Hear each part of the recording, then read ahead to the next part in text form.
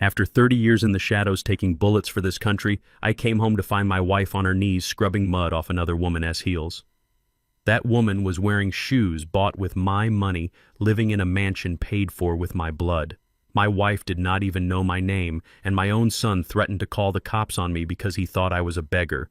I did not scream and I did not fight. I simply activated the protocol, because sometimes the only way to save your family is to destroy the people controlling it.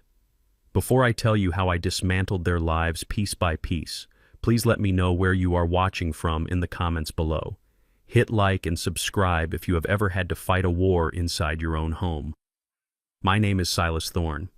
For 3 decades, the world thought I was a logistics consultant for an import-export firm. In reality, I was a ghost. I led a black ops unit that did not officially exist.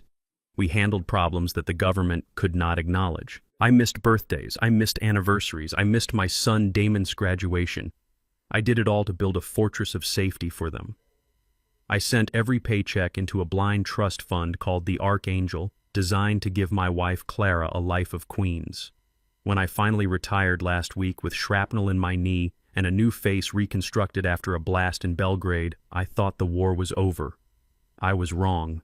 The war was just beginning. I stood outside the wrought iron gates of the estate in the Hamptons. It was exactly as the brochure had looked 30 years ago when I bought it through 3 shell companies. $15 million of limestone and glass overlooking the Atlantic Ocean. But the hedges were overgrown and the paint on the east wing was peeling. Neglect. That was the first red flag. A soldier notices neglect because neglect gets people killed. I adjusted the strap of my canvas duffel bag. It contained everything I owned, a few changes of clothes, a fake passport, and a combat knife I had carried since Vietnam. I looked like a drifter, a 73-year-old black man in a faded army jacket standing in a neighborhood where the average car cost more than most people earn in a decade. The gate was unlatched, security breach number 2. I walked up the long driveway, my boots crunching on the gravel. My heart was hammering against my ribs, not from fear, but from anticipation. I was finally going to see Clara. I had rehearsed this moment 1,000 times in the jungles of Colombia and the deserts of Syria. I would hold her. I would explain why I had to stay away. I would tell her we were finally free. Then I saw them. In the courtyard near the fountain, 2 women were standing. One was sitting on a marble bench scrolling through her phone. That was Juliana, my daughter-in-law. I had seen photos of her in the dossiers my lawyer sent me. She was striking in a sharp, predatory way. Blonde hair pulled back tight, designer sunglasses, and a white dress that cost more than my first car. The other woman was on the ground. My breath caught in my throat. It was Clara. My Clara. But she looked so small. Her silver hair, which she used to wear in a proud afro, was matted and tied back with a rubber band. She was wearing a gray uniform that looked 2 sizes too big. She was scrubbing the toe of Juliana's red-soled heel with a rag. I stepped behind a large oak tree, instinct taking over. I needed to assess the threat level. "You missed a spot," Juliana said without looking up from her phone. Her voice was like grinding glass. "I can still see the mud. Do I have to teach you how to clean every single day?" Clara's hands were trembling. I watched her dip the rag into a dirty bucket of water. "I am sorry, Miss Juliana," she whispered. Her voice was weak, raspy. Not the singing voice that used to fill our small apartment in Chicago. "I am trying my best." "Your best is pathetic," Juliana snapped. She kicked her foot out, slightly striking Clara in the shoulder. Not hard enough to bruise, but hard enough to humiliate. "If these shoes aren't spotless in 5 minutes, you are not eating dinner tonight. And do not think about sneaking bread from the pantry again. I have cameras watching you." My vision blurred. A red haze settled over my eyes. I felt the familiar cold switch flip in my brain. The switch that turned off Silas the husband and turned on Spectre the commander. My hand went to the knife in my bag. I could cross the distance in 4 seconds. I could incapacitate Juliana before she could scream. But then the front door opened. A man walked out. He was tall, wearing a soft blue cashmere sweater and holding a glass of scotch. It was 2 in the afternoon. Damon. My son. He had my eyes, but he didn't have my spine. He looked soft, doughy. He walked over to Juliana and kissed her on the cheek, completely ignoring his mother, who was still on her knees, scrubbing a shoe 3 feet away from him. Babe, the investors are calling again, Damon said, his voice whining. We need to liquidate another asset. Is the old man's pension fund dry yet? Juliana laughed a cruel, sharp sound. Dry as a bone. We drained that months ago. Just tell them we are selling the lake house. Or maybe we can sell some of Clara's old jewelry. Not that she has much left.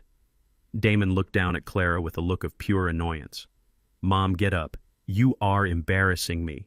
Why do you always have to act like a servant when we are outside? The neighbors might see. Clara didn't look up. She just kept scrubbing. I have to finish Damon. I have to pay my debt. He said I have to pay my debt. I couldn't take it anymore. I stepped out from behind the oak tree. My boots hit the pavement with a heavy thud.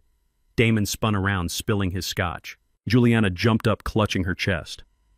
Who the hell are you? Damon shouted. I stood there 10 feet away. I looked at my son. I looked for a flicker of recognition, but there was nothing. The facial reconstruction surgery I underwent in '98 after the embassy bombing had changed my jawline and nose. My hair was white now. I had lost 30 pounds. To him, I was just a stranger, an intruder. I am just a traveler, I said. My voice was gravelly deep. I used to know the family who lived here. Damon sneered. He looked me up and down, taking in my worn boots and the duffel bag. Well, they don't live here anymore. And neither do you. This is private property. I looked past him. I looked directly at Clara. Clara, I said softly. She stopped scrubbing. She lifted her head. Our eyes met. For a second, I thought she saw me. I thought she saw the 20-year-old boy who took her to the jazz club on 47th Street. I thought she saw the man who wrote her letters every week for 30 years. But her eyes were cloudy, empty. There was no spark, no recognition. It was the 1,000-yard stare, the look of a soldier who has seen too much and checked out of reality. Alzheimer's. The dossier hadn't mentioned this. Or maybe Damon had kept it from the lawyers. Who is that? Miss Juliana, Clara asked, shrinking back in fear. Is that the debt collector? Please tell him I am working hard. My heart shattered into a million pieces. It hurt more than the bullet I took in the shoulder in Mogadishu. She didn't know me, and worse, she was terrified. Get out of here, old man, Juliana hissed, stepping in front of Damon as if to protect him. Typical. You people always come sniffing around rich neighborhoods looking for handouts. Go back to the shelter before I call the police. Damon pulled out his phone. I am calling the sheriff. You have 10 seconds to get off my driveway. I looked at the three of them. The son I raised to be a man who was now a coward. The daughter-in-law who was a monster in designer clothes. And my wife, my queen, who had been reduced to a slave in her own kingdom. If I fought them now, I would lose. Not the physical fight. I could take Damon down with one hand. But I would lose the war. If the police came, I would be arrested for trespassing. My cover would be blown. I would have no legal standing. They had power. They had the narrative. I was just a crazy old veteran. I needed intel. I needed to know how deep the rot went. I needed to know where the money went. And most of all, I needed to know how to get Clara out without getting her hurt. I raised my hands slowly, showing my palms. No need for that, I said calmly. I am leaving. Just thought I could offer my services as a gardener. Looks like you need one. We don't hire vagrants, Juliana spat. I nodded slowly. I turned around. But as I turned, I pretended to stumble. I dropped my duffel bag. Oops, clumsy me, I muttered. As I bent down to pick up the bag, my hand moved with the speed of a magician. I pulled a piece of chewing gum from my pocket. Embedded in the gum was a listening device no larger than a grain of rice. High-frequency military-grade battery life of 6 months. I stuck the gum under the lip of the stone planter right next to where they were standing. I stood up and dusted off my knees. You have a nice day, folks, I said. And ma'am, I looked at Clara one last time, burning her face into my memory. You missed a spot on the left heel. I turned and walked away. As I reached the gate, I heard Juliana Seth's voice drift toward me. Did you see the way he looked at me? Disgusting. And you, Clara, get back to work. If that spot isn't gone in 2 minutes, you are sleeping in the shed again. I didn't look back. I walked down the street, my hands clenched in my pockets. I wasn't Silas the husband anymore. I was Spectre, and I had just marked my target. I walked 3 blocks to a public park and sat on a bench. I put a small earpiece in my ear and tapped the receiver in my pocket. The audio feed came online instantly. Crystal clear. I heard the sound of a door closing. Then I heard Damon S.'s voice. "I hate it when they come around here. It ruins the property value. By the way, did you transfer the funds from the charity account?" "Yeah," Juliana replied. "But we are running low, Damon. We need to sell this place fast. Once we sell it, we can dump your mother at that state facility in Jersey. The one the state runs for indigents. She won't know the difference." I sat there on the park bench as the sun began to set over the Hamptons. A cold wind blew off the ocean, but I didn't feel it. I felt only the cold burning rage in my chest. They were going to sell my house. They were going to throw my wife into a state-run asylum, and they were going to use my money to do it. I took out my phone. It was a burner encrypted. I dialed a number I hadn't used in 10 years. It rang once. "Yeah," a voice answered. Distorted. "It is Spectre," I said. Silence on the other end, then a shift in tone. Respect, command. "We thought you were dead." "I am not dead," I said, watching the lights of my mansion flicker in the distance.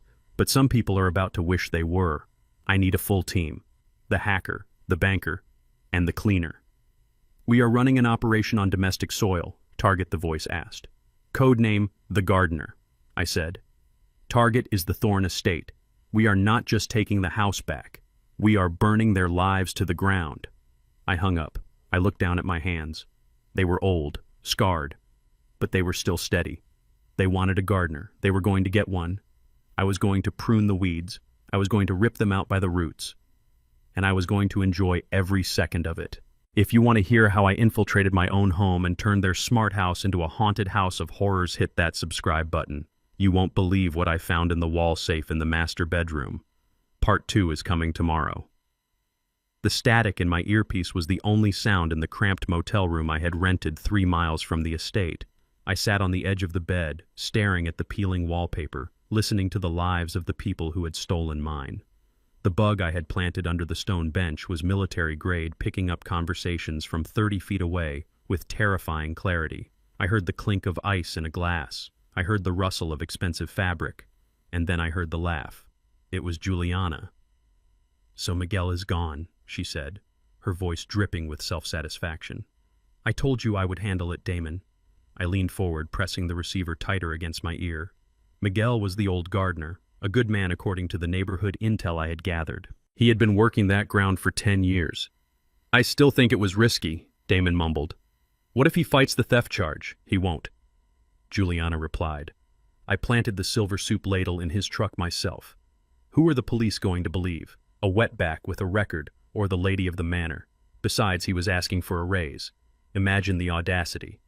Now we save $3,000 a month. My hand clenched into a fist. They hadn't just fired a man. They had framed him, destroyed his reputation just to save a few pennies to buy more scotch. This was their modus operandi. They saw people not as human beings, but as disposable assets, and if an asset became too expensive, they liquidated it. I realized then that my wife Clara was just another asset to them, a depreciating one. I turned off the receiver. I had heard enough. It was time for infiltration. I went to the bathroom sink and looked in the mirror. The face staring back at me was too sharp, too alert. It was the face of a commander who had led men into the valleys of Afghanistan. That man needed to disappear. I took out a razor. I shaved my head completely bald, removing the white stubble. I took a pair of thick tortoiseshell glasses from my bag, the kind with lenses so thick they magnified the eyes, making the wearer look confused and harmless. I put them on. I practiced the hunch. I dropped my right shoulder, letting years of phantom pain from an old shrapnel wound dictate my posture. I practiced the walk, a shuffle, a hesitation in every step. I wasn't Silas Thorne, the ghost of the CIA, anymore. I was Moses, just Moses, a man who looked like he had spent his life apologizing for his own existence. The walk back to the mansion took an hour. I approached the service gate this time. I rang the buzzer. When Juliana came out, she was wearing a tennis outfit, white and pristine. She looked at me through the bars like I was a stray dog she was deciding whether to kick or feed. "What do you want?" she asked, not opening the gate. I took off my hat, holding it against my chest with trembling hands. "I heard you might be looking for a gardener, ma'am. My name is Moses. I work cheap. Real cheap." Her eyes narrowed. She scanned me up-down, assessing my worth. "How cheap is cheap?" "Cash," I said, keeping my head lowered. $5 an hour, and a place to sleep. Any place will do." I saw the greed light up in her eyes. $5 an hour was illegal, it was slave labor, but to a woman like Juliana it was an irresistible bargain. She buzzed the gate open. "You are hired," she said. "But listen to me, old man. I have strict rules. You don't speak unless spoken to. You don't come into the main house. And you work until the sun goes down. If I see a single weed, you are out on the street. Do you understand?" "Yes, ma'am," I whispered, shuffling inside. "Thank you, ma'am." The first test came 10 minutes later. I was by the rose bushes, the prize-winning ones I had planted myself 30 years ago for Clara, because she loved the smell of wild roses. I reached out to prune a dead branch, my hand moving instinctively to care for the plant. "Hey, Juliana!" His voice cracked like a whip. I froze. She marched over to me, her face twisted in disgust. She pointed a manicured finger at my hand. "Don't you ever touch my roses with those bare hands," she sneered. Her eyes were fixed on my skin, dark and weathered. "It is disgusting. Put on gloves. I don't want your black hands contaminating my flowers." The insult hung in the air, heavy and toxic. In my past life, I would have broken her wrist before she finished the sentence. I knew 14 different ways to incapacitate a target from this distance. The tiger inside me roared, clawing at the bars of my discipline, but Moses couldn't fight. Moses had to take it. I swallowed the rage, forcing it down into the pit of my stomach where I stored all my pain. "I am sorry, ma'am," I stammered, pulling a pair of dirty work gloves from my pocket. "I didn't mean no harm." "Just get to work," she huffed, turning her back on me. "And stay out of sight. We have guests coming tonight." I waited until she was gone before I let myself breathe. I looked at the roses. They were dying, covered in aphids, neglected just like everything else in this house. I carefully pruned the dead branch. "Hold on," I whispered to the plant. "I am here now." I spent the afternoon working the perimeter, moving closer and closer to the back of the estate. I needed to find where they were keeping Clara. I hadn't seen her in the main windows. The guest house was dark. As the sun began to set, casting long shadows across the lawn, I made my way to the old tool shed at the far edge of the property. It was a small wooden structure I had built to store the lawnmower and bags of fertilizer. It had no insulation, no heating. I reached for the handle of the shed, intending to get a rake. The door was locked from the outside with a heavy padlock. That was strange. Why lock a tool shed in a gated estate? I looked around. The coast was clear. I pulled a set of lockpicks from my pocket, hidden inside a hollowed-out marker pen. I had the lock open in 6 seconds. I pulled the door open, and the smell hit me first. It was the smell of damp earth mildew and stale sickness. It was the smell of a prison cell. I stepped inside, and my heart stopped. It wasn't a tool shed anymore. The lawnmowers were gone. In the corner on the cold concrete floor was a thin cot with a gray wool blanket. Next to it was a bucket, and on a small wooden crate sat a framed photograph. I walked over my legs, feeling like lead. I picked up the photograph. It was cracked, but I recognized it instantly. It was a picture of me and Clara taken the day before I deployed in 1995. We were smiling, young, and hopeful. I looked around the room. There were clothes hanging on nails, rusty nails driven into the wood. A single light bulb hung from the ceiling. A plate with half-eaten crusts of bread sat on the floor near the bed. This wasn't a room. This was a kennel. They were keeping my wife, the woman I had built this $15 million empire for, in a tool shed. They had locked her in with the fertilizer and the spiders while they slept in silk sheets upstairs. A noise behind me made me spin around. A figure stood in the doorway, silhouetted against the twilight. It was Clara. She was holding a basket of laundry, looking at me with wide, terrified eyes. She didn't scream. She just trembled. "Please," she whispered, dropping the basket. "Please don't tell Miss Juliana I was late. I was just trying to get the stains out. Please don't let her lock me in the dark again." I looked at my wife, my queen, standing there begging a stranger for mercy in her own home. She didn't recognize me behind the glasses and the beard. She just saw another man who might hurt her. I wanted to rip off the disguise. I wanted to fall to my knees and tell her I was home. But I couldn't. Not yet. If I revealed myself now, Damon and Juliana would just call the police, claim I was a trespasser, and move Clara to somewhere I could never find her. They had legal custody. I had nothing but a fake name and a plan. I have to play the game. I have to be Moses. I stepped back, lowering my head, making myself small. "I ain't gonna tell no one, ma'am," I said, my voice thick with an emotion I fought to control. I am just the new gardener. I was looking for a rake. Clara let out a breath she had been holding. She stepped into the shed, picking up the picture of us from the crate where I had put it down. She wiped it with her sleeve lovingly. "He is coming back, you know," she said to me, her voice suddenly dreamy and distant. "My Silas. He is on a mission. A very important mission. He bought this house for me. He told me to wait here." She looked at the cold, damp walls as if they were covered in gold leaf. "He wouldn't like it if he knew I was sleeping here," she whispered. "But I have to pay the debt. Damon says I have to pay the debt, so Silas won't be in trouble when he comes home." The lie, the monstrous lie they had fed her. They were using her love for me to enslave her. They told her I was in trouble and that her servitude was the price of my safety. I clenched my jaw so hard I felt a tooth crack. "He is coming, ma'am," I said, "and when he gets here, he is gonna fix everything." Clara smiled a sad, broken smile. "I hope he hurries. It gets so cold at night." She sat down on the thin cot, wrapping the gray blanket around her shoulders. I backed out of the shed. I closed the door. I didn't lock it. I pretended to fumble with the padlock, but left it unlatched. I walked away into the darkness of the garden. I went to the main power box on the side of the house. I opened it. I looked at the complex array of circuit breakers that controlled the smart home system. They wanted cold. I would give them cold. I pulled a small pair of wire cutters from my pocket. Juliana likes her temperature at 72 degrees. Tonight she is going to find out what it feels like to sleep in a shed. I cut the yellow wire feeding the master suite's HVAC unit. Then I stripped the insulation off the red wire and bridged it to the audio output channel. Let the games begin. If you want to see how I turn their high-tech paradise into a living hell, hit the like button. You won't want to miss what happens when the house starts whispering my name. The sun had not yet risen over the Hamptons, but the workday had already begun for the woman who used to own this estate. I watched from the shadow of the oak tree as Clara hauled a heavy wicker basket full of wet linens out to the drying line. The morning air was biting cold, the kind of damp chill that settles into your bones and stays there. Clara was wearing a thin cardigan that had holes in the elbows. Her breath plumed in the air as she reached up to pin a white sheet to the line. Her hands were red and swollen from the cold water. I gripped the handle of my rake until my knuckles turned white. In my mind, I was back in the mountains of Kandahar waiting for a target to emerge from a cave. But this was infinitely worse. That was war. This was torture. And the torturers were my own blood.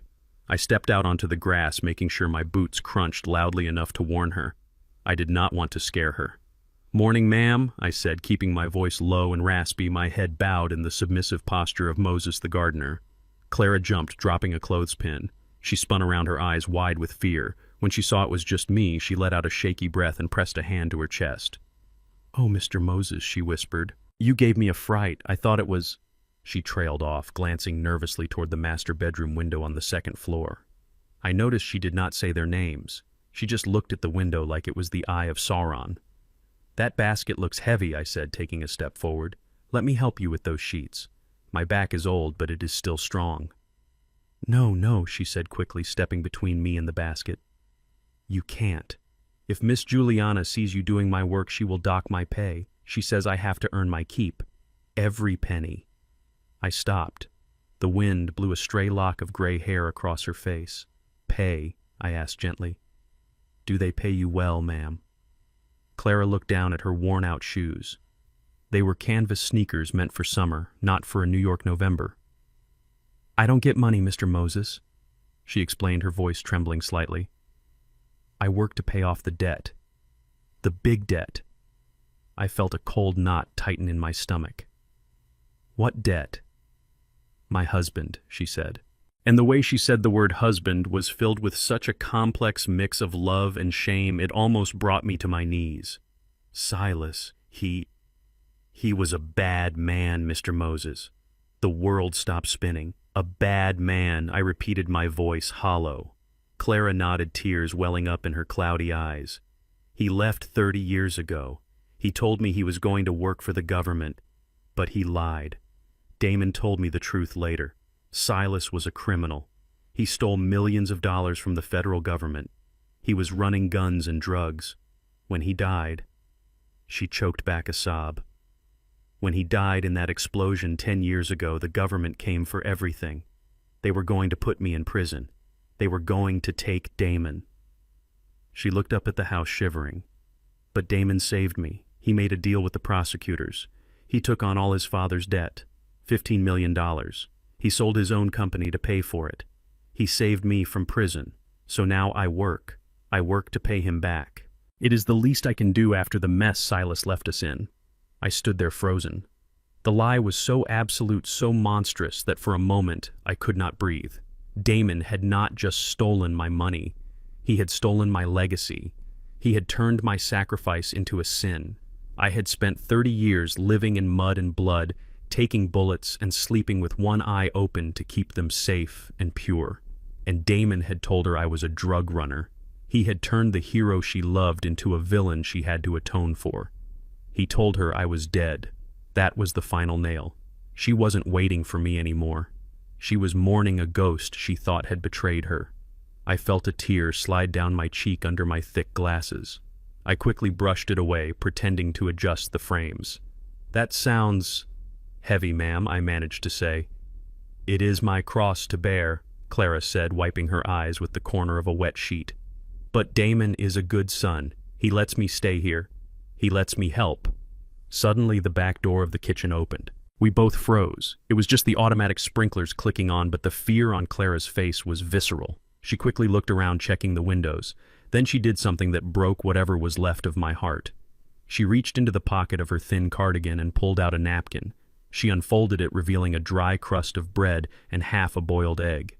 "Here," she whispered, thrusting it into my hand. I looked at the food. It was clearly her breakfast. Maybe her lunch, too. "Ma'am, I can't." "Take it," she insisted, her eyes pleading. "You look so thin, Mr. Moses, and you are working so hard in the cold. Please, just don't let Miss Juliana see. She counts the eggs."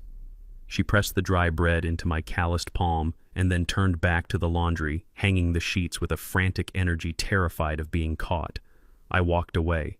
I walked until I was behind the cover of the hedges. I looked at the bread in my hand. It was stale, hard as a rock. But it was the most valuable thing I had ever held. Even now, believing I was a criminal, believing she was a slave, she still had kindness in her soul. She was starving, and she fed the gardener. I ate the bread. It tasted like ash and salt. With every bite, the rage inside me grew hotter. It wasn't the hot, explosive rage of a young soldier. It was the cold, calculated nuclear burn of a veteran. Damon Thorne was going to pay. He wasn't going to pay with money. He was going to pay with his sanity. I spent the rest of the day clearing dead leaves and mapping the perimeter. I located the external junction boxes. I found the fiber optic line that fed the house its internet. I found the backup generator. When the sun went down, the house lit up like a cruise ship. I could see them through the floor-to-ceiling windows. Juliana was lounging on the white sofa, drinking wine. Damon was yelling at a sports game on the massive television. Clara was nowhere to be seen, presumably locked in the shed or scrubbing pots in the scullery. I waited until midnight. The lights went out one by one. At 0200 hours, I moved. I did not need a key. I did not need to hack a code. I went to the side of the house where the main utility entry was located. The lock on the service door was a standard 5-pin tumbler. Amateur hour. I was inside in 10 seconds. I moved through the basement silent as smoke. I found the server room behind a hidden panel in the wine cellar. This was the brain of the house. The smart home system that controlled everything: lights, temperature, security, music, locks. Damon was proud of this system. I had heard him bragging on the phone that he could control the entire estate from his iPad. Hubris. I opened the server rack. It was a mess of blinking lights and neatly bundled cables. A younger man would have pulled out a laptop and tried to crack the firewall. I didn't have a laptop. And I didn't want to crack the code. I wanted to break the machine's spirit. I pulled a pair of wire strippers from my pocket. I located the bundle of wires labeled HVAC Master Suite. I stripped a small section of the insulation on the temperature sensor wire. Then I located the wire for the external humidity sensor. I twisted them together. Now, whenever the humidity outside dropped, the system would think the master bedroom was overheating and would blast the air conditioning at maximum power. Next, I found the audio distribution module. I found the input for the intercom system. I stripped the wire and spliced it into the circuit for the basement sump pump. Now every time the sump pump kicked on, which happened every 20 minutes due to the high water table, the intercom in the master bedroom would emit a low-frequency hum, just at the edge of hearing, a sound that induces anxiety and paranoia. Finally, I went to the security system panel. I didn't disable it. I rewired the motion sensors in the hallway to the lighting control in the kitchen. If someone walked down the hallway at night, the kitchen lights would flash on and off in a strobe pattern. I closed the server rack. I left no fingerprints. I locked the door behind me. I went back to the shed, but I didn't sleep. I sat in the darkness, listening. At 03:15, I heard it. The faint hum of the air conditioning unit kicking into overdrive. It was 30 degrees outside, but inside the master suite, it was about to become an icebox. 10 minutes later, I saw a light flicker in the upstairs window. Then I heard the scream. It was muffled by the double-paned glass, but I heard it. "Juliana, why is it freezing in here?" she shrieked. "Damon, fix it!" I leaned back against the cold wood of the shed wall. I took a slow, deep breath. The ghost had arrived, and he was just getting started. If you think freezing them out is too kind, wait until you hear what I did to their precious dinner party in the next part. You will not believe who I invited to the main course. Hit subscribe and let me know in the comments if you would have eaten that piece of dry bread. I am reading every single one of your stories. The first rule of psychological warfare is that you do not attack the enemy when they are awake and ready. You attack them when they are vulnerable, and the human mind is never more vulnerable than when it is deprived of sleep.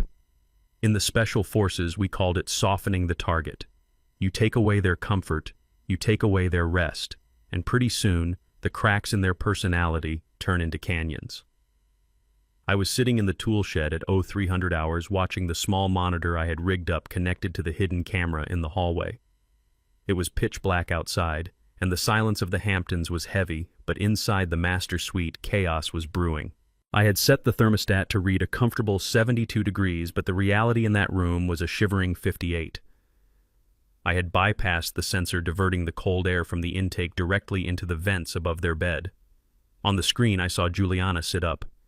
Even in the grainy night vision footage, I could see her shivering. She pulled the duvet up to her chin and slapped Damon, who was snoring beside her. "Damon, wake up," she hissed, her voice tinny through my earpiece. "It is freezing in here." "Did you leave a window open?" Damon groaned, rolling over. "Babe, go back to sleep." "It is fine." "It is not fine." Juliana snapped, kicking the blankets off. "My teeth are chattering. Check the thermostat." I watched as Damon stumbled out of bed and walked to the wall unit. I leaned in closer to the monitor. This was the moment. The gaslight. He looked at the digital display. "It says 72, Juliana," he muttered, rubbing his eyes. "It is perfectly warm.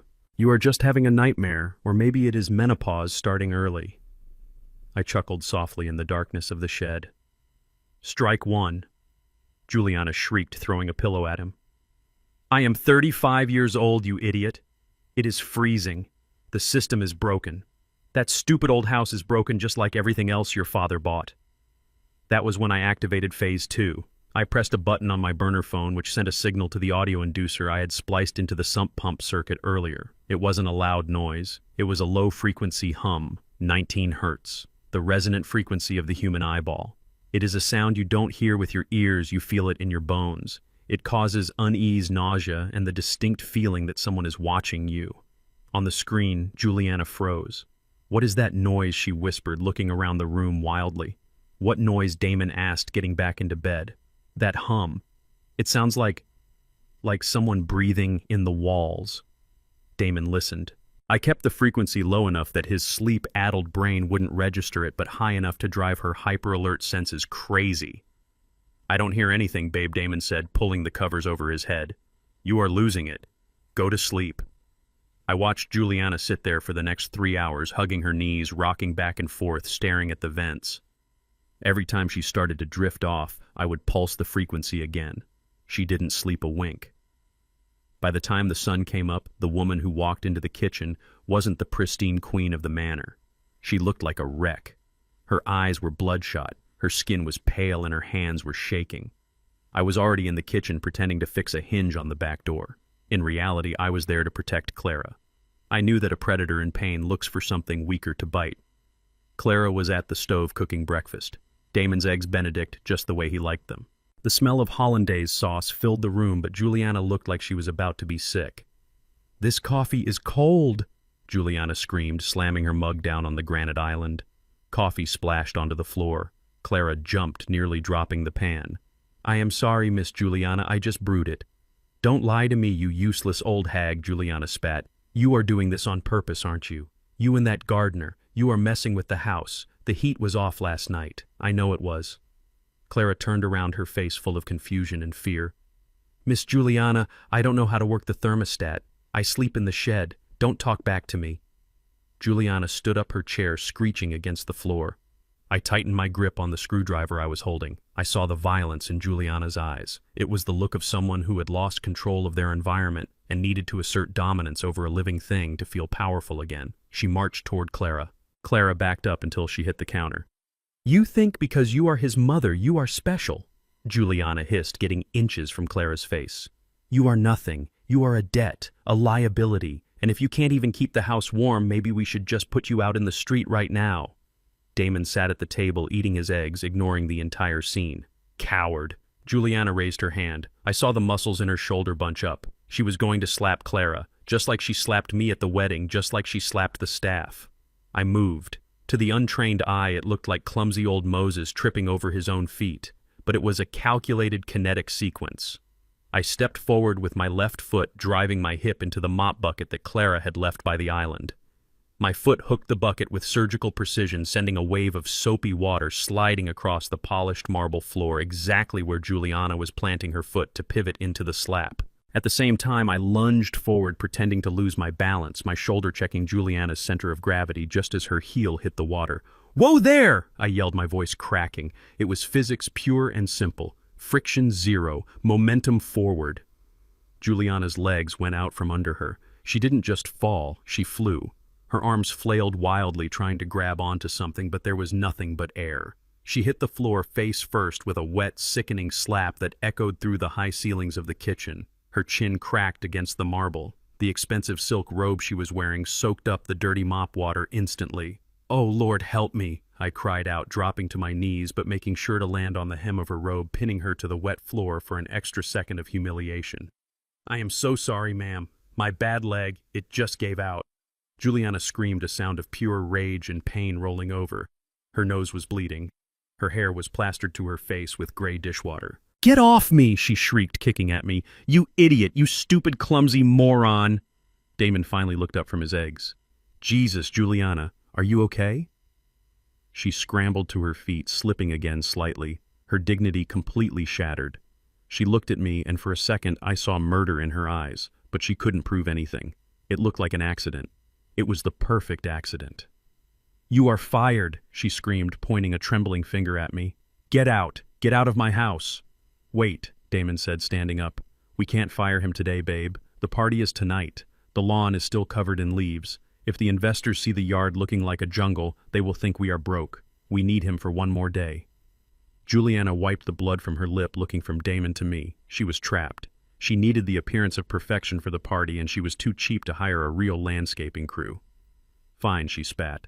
"But tomorrow morning you are gone, and take this old witch with you." She stormed out of the kitchen, leaving a trail of wet footprints. I stayed on my knees, head bowed, looking like a terrified old man. But under the thick glasses, I was smiling. I turned to Clara. She was staring at me wide-eyed, clutching her spatula. "Are you all right, Mr. Moses?" she whispered, ignoring her own near miss to worry about me. "I am fine, Miss Clara," I said, standing up and brushing off my knees. "Just clumsy. Old bones don't work like they used to." I reached out and gently took the spatula from her hand, which was shaking uncontrollably. "Why don't you sit down for a minute?" I said, my voice dropping to a lower, more soothing register. "I will clean up this water." Clara looked at the puddle on the floor, then at the door where Juliana had exited. "Thank you," she whispered. "I don't know what happened. She was going to hit me. I saw it in her eyes." "She wouldn't dare," I said softly, but with a weight that made Clara look at me sharply. "Not while I am here." For a brief second, the fog in her eyes seemed to clear. She tilted her head, looking at my profile. "You sound—" she started, then stopped, shaking her head. "Never mind. I need to finish the eggs. Damon wants more toast." I watched her turn back to the stove. She was still a prisoner, but for the first time in years she had a guard dog. I grabbed the mop. As I swirled the dirty water around, erasing the evidence of my tactical strike, I made a mental checklist. Phase 1, infiltration complete. Phase 2, psychological destabilization successful. Phase 3, the dinner party. Tonight was the big event. The investors were coming. The people Damon and Juliana needed to impress to save their crumbling empire. They wanted a perfect evening. They wanted to show off their wealth. I was going to give them a show, all right, but it wasn't going to be the one they planned. I looked at the pantry where the high-end liquor was stored. I thought about the little bottle of Ipecac syrup I had in my duffel bag, a powerful emetic used to induce vomiting, tasteless, odorless, and very fast-acting. Juliana wanted to treat my wife like a servant at the party. She wanted Clara to serve drinks in a ridiculous maid costume, while I was going to make sure the drinks were memorable. I finished mopping the floor. "Enjoy your toast, Damon," I whispered to myself. "It is the last good meal you are going to keep down for a while. If you want to see how I turned their $1 million gala into a disaster zone that had the guests running for the bathrooms, hit that subscribe button. You do not want to miss the chaotic justice in Part 5. Let me know in the comments if you think Juliana deserved that fall." The driveway that night looked like a showroom for the morally bankrupt. Bentleys, Porsches, and a bright yellow Lamborghini that screamed overcompensation blocked the circular drive. The air smelled of expensive perfume and the desperation of people who spend money they do not have to impress people they do not like. Damon and Juliana had gone all out. They had rented high-top tables, hired a string quartet, and ordered cases of vintage champagne on credit. This was their Hail Mary pass, the Thorn Tech launch party. I watched from the shadows of the hedges, adjusting my thick glasses. To the guests, I was just Moses, the old gardener, shuffling around picking up stray napkins. To Damon and Juliana, I was invisible labor. But in reality, I was the reaper standing in the corner checking his watch. The goal of the night was simple for them: secure $5 million in seed capital from a group of angel investors for a software platform that did not exist. It was a Ponzi scheme wrapped in a slide deck, but that wasn't the crime that made my blood boil. The crime walked out onto the patio at 0700 hours. It was Clara. My breath hitched in my throat, and for a moment I forgot how to breathe. They had dressed my 70-year-old wife not in an evening gown, not in a dignified suit, but in a costume, a French maid outfit. It was cheap polyester black with white lace trim, too short for a woman of her age and dignity. It was a mockery, a humiliation designed by Juliana to strip away the last shred of Clara's pride. Clara was holding a silver tray of champagne flutes. Her hands were shaking so hard the glasses chimed together like warning bells. She kept her head down, eyes fixed on the floor, trying to make herself disappear inside the ridiculous costume. "Look at that!" Juliana's voice drifted over the music. She was holding court near the fountain, wearing a red dress that cost more than my first house. "We like to keep things traditional here. Even the help has a certain aesthetic, don't you think?" The group of investors laughed. It was a cruel, hollow sound. One man stood out, a heavy-set guy with a face flushed from too much bourbon. "Mr. Henderson." I knew his file. He made his money in pharmaceuticals, jacking up the price of insulin. A predator in a $3,000 suit. He reached out as Clara walked by, and instead of taking a glass, he grabbed her wrist. "Well, hello there," he slurred, pulling her closer. "You are a little vintage for the outfit, aren't you, sweetheart? But I like a woman with experience." Clara froze.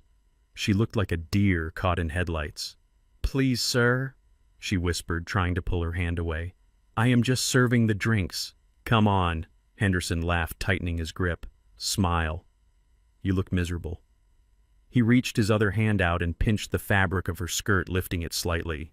The rage that exploded in my chest was white-hot. My vision narrowed until all I could see was Henderson's thick neck. I calculated the distance.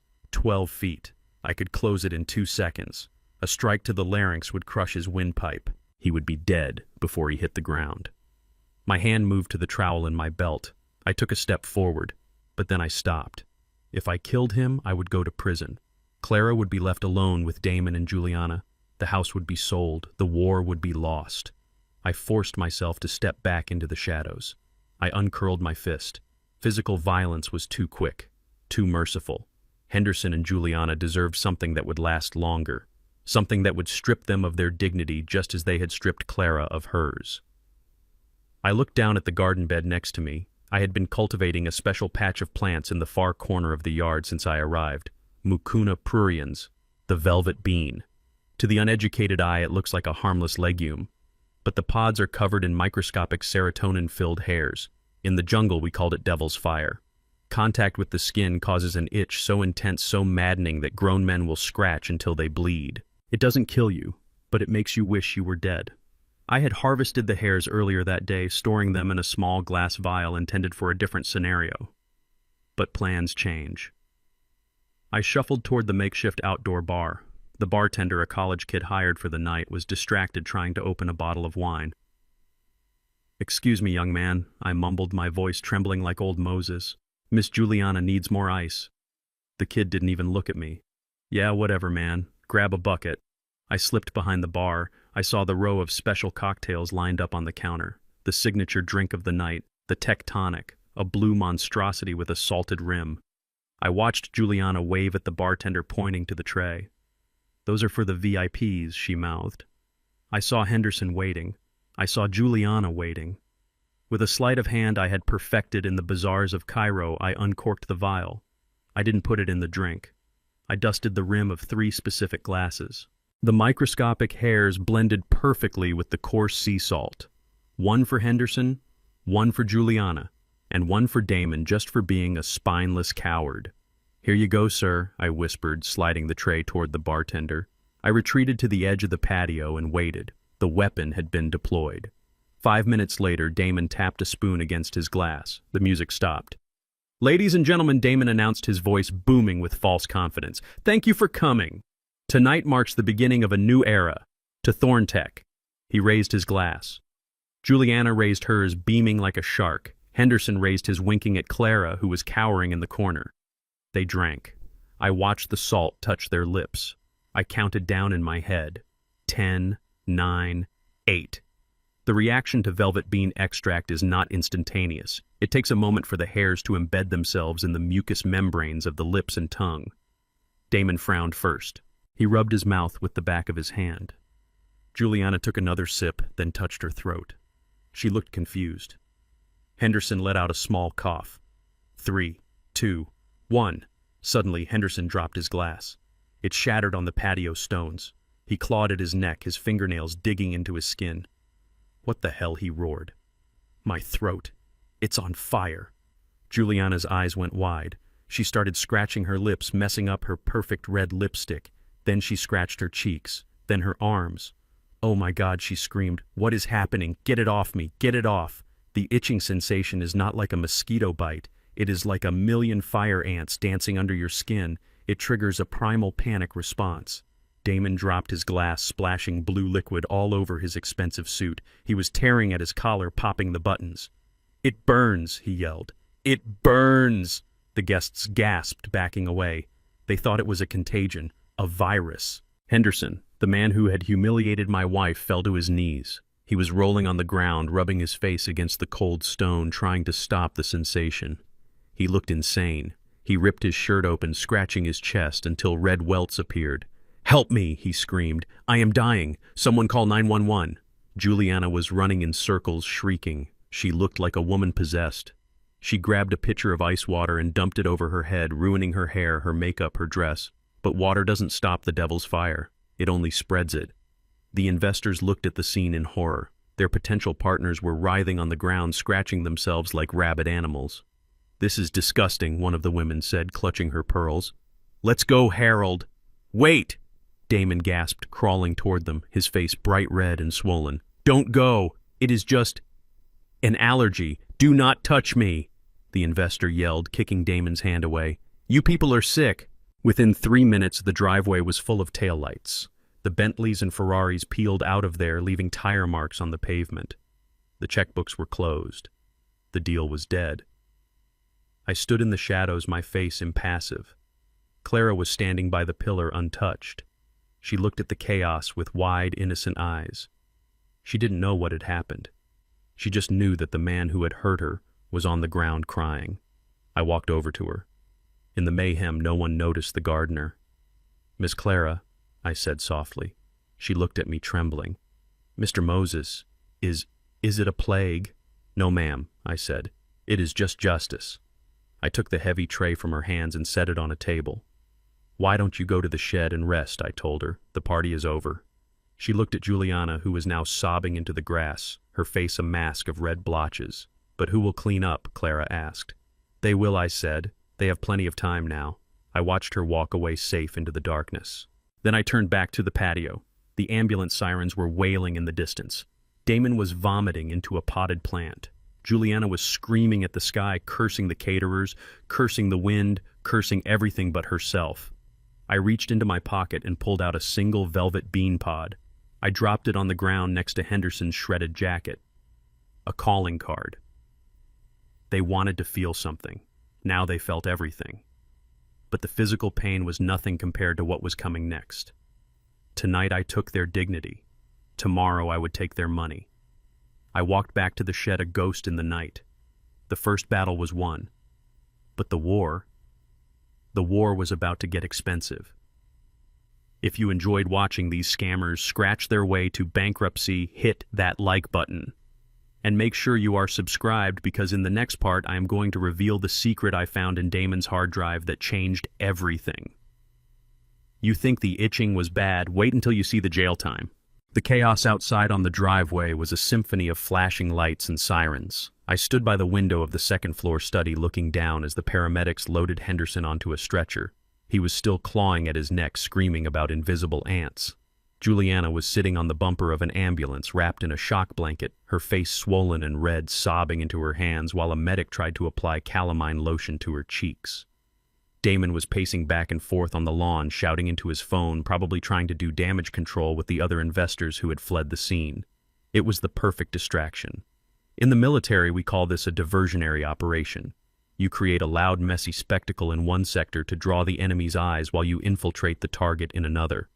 They were all looking at the ambulance. Nobody was looking at the house. Nobody was looking at the old gardener slipping into the master study. I closed the heavy oak door behind me and locked it. The room smelled of expensive cigars and leather, but underneath that rich scent was the stale odor of fear. This was Damon's sanctuary, the place where he played CEO. The desk was a massive slab of mahogany that cost more than my first car.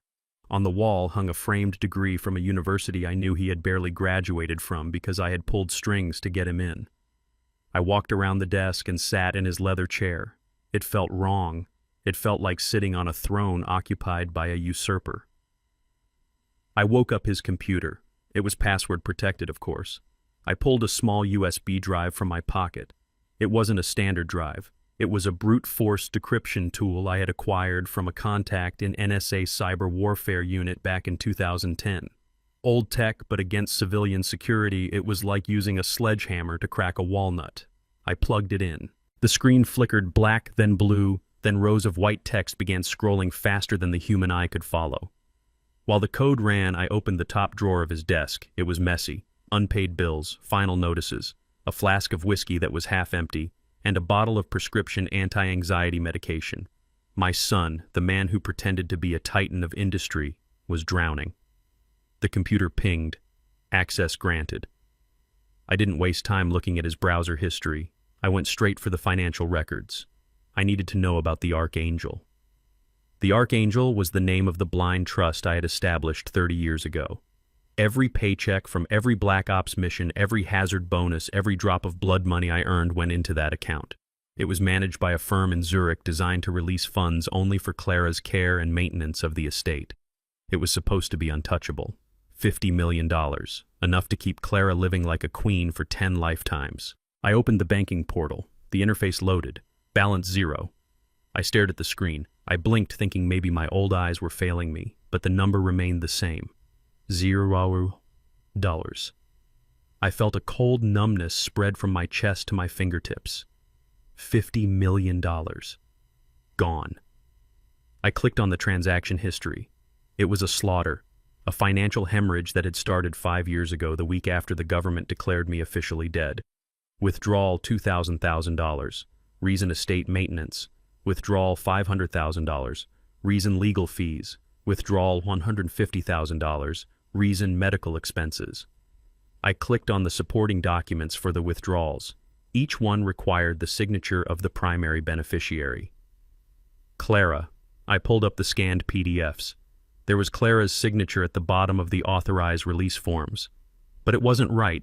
The slant was wrong. The pressure points were too heavy. I knew my wife's handwriting better than my own.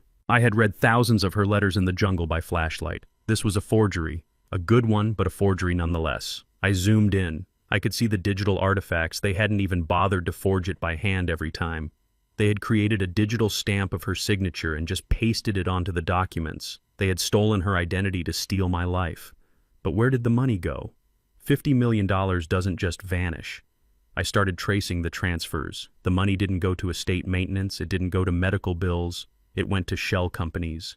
JS Lifestyle LLC, DT Ventures. I opened the folder for JS Lifestyle. Juliana Sterling. Credit card statements poured onto the screen like a waterfall of greed. Hermes Birkin bag, $25,000. First-class tickets to the Maldives, $18,000. Porsche Cayenne Turbo, $140,000. Weekly payments of $5,000 to an account labeled Marco P. Consulting. I did a quick search on Marco P. He wasn't a consultant. He was a 24-year-old fitness instructor in Miami with an Instagram page full of shirtless photos. I sat back in the chair feeling sick. Juliana was using my blood money to buy handbags and pay a boy toy while my wife scrubbed her floors and ate stale bread. But that wasn't the worst of it. I closed Juliana's folder and opened Damon's email. The inbox was a wall of red flags, subject lines in all caps. Urgent. Final notice. Where is the money? I clicked on an email from a sender named V. Kozlov. The timestamp was from yesterday. Mr. Thorne. Your time is up. The audit of your company revealed that the tech platform is a ghost. You took our investment of $10 million and spent it on gambling debts and covering your wife's lifestyle. We are not a bank. We do not offer extensions. You have 7 days to return the principal plus interest. Total due $12 million. If the funds are not wired by next Friday, we will take the collateral. The house. And Mr. Thorne, do not make us come down there again. The next time we visit, we won't be just breaking furniture. I felt a chill run down my spine. Kozlov. I knew that name. The Russian syndicate operating out of Brighton Beach. Ruthless. Violent. They didn't sue you when you didn't pay. They made you disappear. Damon had borrowed money from the mob to cover the hole he dug after spending all of my money, and he had put the house up as collateral. My house. Clara's sanctuary. But wait, if they lost the house, where was Clara going to go? I searched the inbox for the word Clara. One email popped up. Sent 3 days ago from Juliana to Damon. Subject solution for the mother problem. My hand shook as I clicked it open. Damon. We have to face reality. Once we sell the house to pay Kozlov, we are going to be downsizing to a condo in the city. There is no room for your mother. And frankly, I am done pretending to care. She is a liability. I found a place. It is called Sunnyvale State Facility in New Jersey. It is a state-funded asylum for the indigent and mentally unstable. It is free, so it won't cost us a dime. I already filled out the paperwork claiming she is aggressive and senile. They have a bed opening up next Tuesday. We can drop her off on our way to the airport. Tell her we are taking her to a spa. By the time she realizes where she is, we will be in the wind. Attached to the email was a brochure for Sunnyvale. I opened it. It looked like a prison. Gray walls, barred windows. Reviews online mentioned bedbugs, patient abuse, and heavy sedation. They were going to throw her away. Next Tuesday. That was in 4 days. They were going to sell my home to the Russian mob and dump my wife in a hellhole to rot while they ran away with whatever scraps of cash they could scrape together. I felt a tear slide down my cheek, but this time it wasn't sadness. It was clarity. For the last 2 days, I had been playing games. I had been pranking them with temperature controls and itching powder. I had been trying to teach them a lesson. But you don't teach a lesson to a cancer. You cut it out. The time for games was over. This was no longer a domestic dispute. This was a rescue mission. I pulled the USB drive from the computer. I had everything I needed. The bank records, the forgeries, the mob connection, the email about the asylum. This was enough to send them to prison for 20 years. But prison was too safe for them. In prison, they would be fed. In prison, they would have a bed. No. I wanted them to feel what Clara felt. I wanted them homeless. I wanted them terrified. I wanted them to have absolutely nothing. I stood up. I wiped my fingerprints from the keyboard. I smoothed out the leather chair. I walked to the window and looked out. The ambulance was pulling away. Damon was sitting on the grass, head in his hands. He looked defeated. He had no idea. He thought his bad night was over. He thought the itching powder and the failed party were the worst things that could happen to him. He didn't know that the man he called a beggar was holding the detonator to his entire life. I looked at the phone on the desk. I picked it up and dialed a number. Not the police. Not yet. I dialed the number for the Black Ops extraction team leader, my old second in command. "We are green lit," I said, my voice low and steady. "The target is confirmed hostile. The hostage is in immediate danger. We are moving the timeline up." "Copy that, Spectre," the voice on the other end said. "What are the orders?" I looked at Damon through the glass. "Scorched earth," I said. "I want the Russians to know the house is being sold. I want the bank to know the signatures are fakes, and I want you to find a buyer for the estate, a cash buyer. Who is the buyer, Spectre?" "Me," I said. I hung up the phone. I walked out of the study and locked the door. As I walked down the hallway, the floorboards didn't creak. I was a ghost again. I went back to the shed. Clara was sleeping on her cot, shivering under the thin blanket. I took off my heavy army jacket and laid it over her gently. "Sleep well, my love," I whispered. "Tuesday is coming. But you aren't going to an asylum. You are going to be free. And they are going to find out what happens when you steal from the devil. If you thought the itching powder was brutal, just wait." In the next part, I bring in the heavy artillery. The Russian mob is coming to dinner, and I am the one serving the main course. Hit subscribe because the takedown starts now. I walked out of the main house and into the humid, overgrown silence of the greenhouse at the edge of the estate. The glass panes were dirty, covered in moss, and the exotic orchids I had planted 30 years ago were long dead, replaced by weeds that had choked the life out of everything beautiful. It was a fitting metaphor for my family. But amidst the decay, I found clarity. The study had given me the intel, but now I needed the weapons. And I am not talking about guns. I am talking about the kind of weapons that destroy empires without firing a single shot. I pulled a satellite phone from the false bottom of my duffel bag. It was a bulky, black brick of a device encrypted with a rolling code that the NSA could not crack in 100 years. I extended the antenna and dialed a number that did not exist in any public directory. It rang twice. "Moshi Moshi," a voice answered.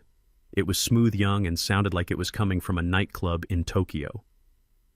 "Kenji," I said, my voice dropping into the flat command tone I hadn't used since the extraction in Beirut. "It is Spectre. We have a code black." The line went dead silent. Then the background music cut out instantly. Spectre Kenji whispered, "The agency said you were dust. I poured a drink for you every anniversary." "I am not dust yet, kid," I said, leaning against a rusted potting table, "but I need a favor. Remember that time in Osaka when the Yakuza had you in a vice and I pulled you out the back window?" "I remember," Kenji said without hesitation. "I owe you my life. Name it." "I need you to build a ghost," I said. "I need a shell company, offshore. Impenetrable. Registered in the Cayman Islands, but looking like it has heavy backing from Dubai oil money. Make it look legit. Make it look hungry. And I need it done in an hour." "Done," Kenji said. "What are we buying?" "My house," I said, looking through the dirty glass at the mansion looming in the distance. "And my life." I hung up and dialed the second number. This one went to Zurich. Elias, the banker, the man who could move mountains of gold without leaving a footprint in the snow. Elias answered on the first ring. He never slept. "Silas," he said simply. His voice was like dry ice. "I saw the withdrawal attempts on the Archangel Trust. Amateur forgeries. I blocked the last 3, but they drained the liquid assets before I could engage the kill switch. I am sorry.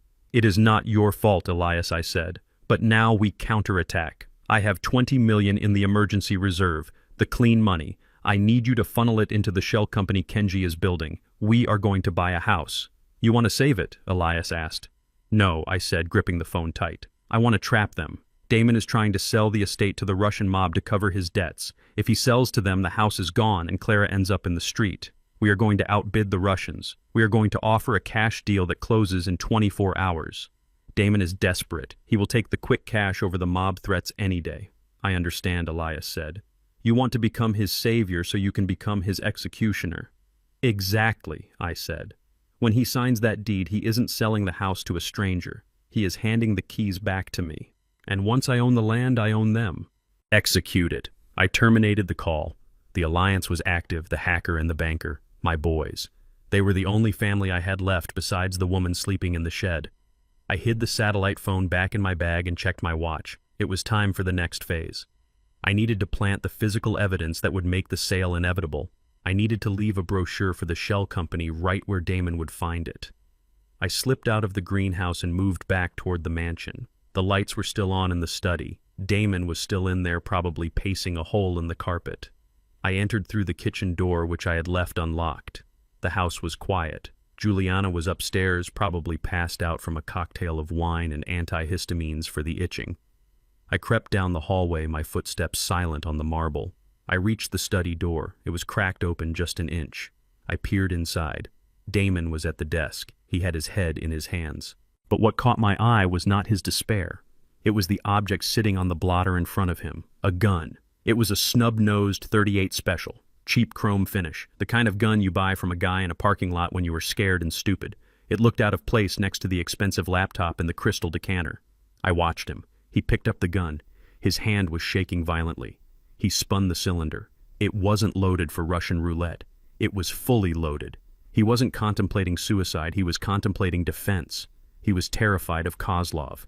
I needed to place the brochure on the side table near the door. If I could just slide it in. I pushed the door gently. The hinge, which I hadn't oiled yet, let out a low groan. Damon spun around in his chair so fast he almost fell over. He grabbed the gun and pointed it at the door. "Who is there?" he screamed, his voice cracking. "I have a gun. I will shoot. I swear to God I will shoot." I froze. I was standing in this doorway, half in shadow, half in the light of the hallway. I was Moses. I had to be Moses. I raised my hands, slowly trembling just the right amount for a terrified old man. "It is just me, Mr. Damon," I stammered, making my voice thin and reedy. "Just Moses. I heard a noise. I thought maybe you needed something." Damon didn't lower the gun. The barrel was wavering, pointing at my chest, then my head, then my chest again. His eyes were wild, bloodshot, and rimmed with dark circles. He looked like a man on the edge of a psychotic break. "You were spying on me," he hissed, standing up. "Everyone is spying on me. The Russians, the investors, and now you. What did you see, old man? What did you hear?" "I didn't hear nothing, sir," I said, taking a small step back. "I was just checking the locks. You know, with all the trouble lately, I didn't mean to intrude." "Liar!" he shouted. He walked around the desk, closing the distance between us. The gun was now 3 feet from my face. I looked at the weapon. The safety was off. His finger was on the trigger. He had no trigger discipline. One sneeze, one muscle spasm, and I would have a bullet in my heart. My combat training screamed at me. Disarm him. It would be so easy. A quick step to the left, a slap to the wrist to redirect the barrel, a strike to the radial nerve, and the gun would be in my hand. I could field strip it before he hit the floor, but I couldn't. If I disarmed him, the charade was over. Moses doesn't know Krav Maga. Moses cower. So I did the hardest thing I have ever done. I let my own son point a loaded gun at my face, and I did nothing. "Please, Mr. Damon," I whimpered, dropping to my knees. "Don't shoot. I am just a gardener. I got nowhere else to go." "Don't shoot me, please." Damon stood over me, panting. He looked at me with a mix of disgust and power. For a moment I saw it. The rush. He liked it. He liked holding the power of life and death over someone. He felt weak against the Russians. He felt weak against Juliana, but here with this old black man on his knees, he felt like a god. It was sickening. He kept the gun pointed at my forehead for a long 10 seconds. "Get out," he finally whispered. I didn't move fast enough for him. I said, "Get out," he screamed, and he kicked me. Hard. His dress shoe connected with my ribs. I grunted, falling onto my side. Pain shot through my chest. I felt a rib crack. It wasn't the first time I had broken a bone, but it was the first time my own flesh and blood had done it. I scrambled backward, crab walking on the floor like a frightened animal. "I am going. I am going," I gasped. Damon watched me retreat, his chest heaving. "Get back to your shed. If I see you in this house again before sunrise, I will put a bullet in your head and tell the police you were a burglar. Do you hear me?" "Yes, sir, I heard you," I said, backing into the hallway.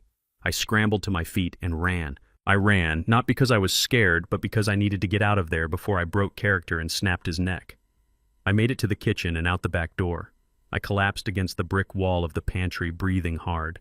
I pressed my hand against my ribs, definitely cracked. I closed my eyes and let the pain sharpen my focus.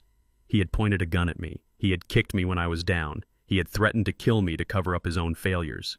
Any lingering doubt I had, any tiny shred of fatherly instinct that wanted to show him mercy, vanished in that hallway. The boy I raised was dead. The man in that office was a monster. I reached into my pocket. I still had the brochure for the shell company. I hadn't been able to plant it. Plan B.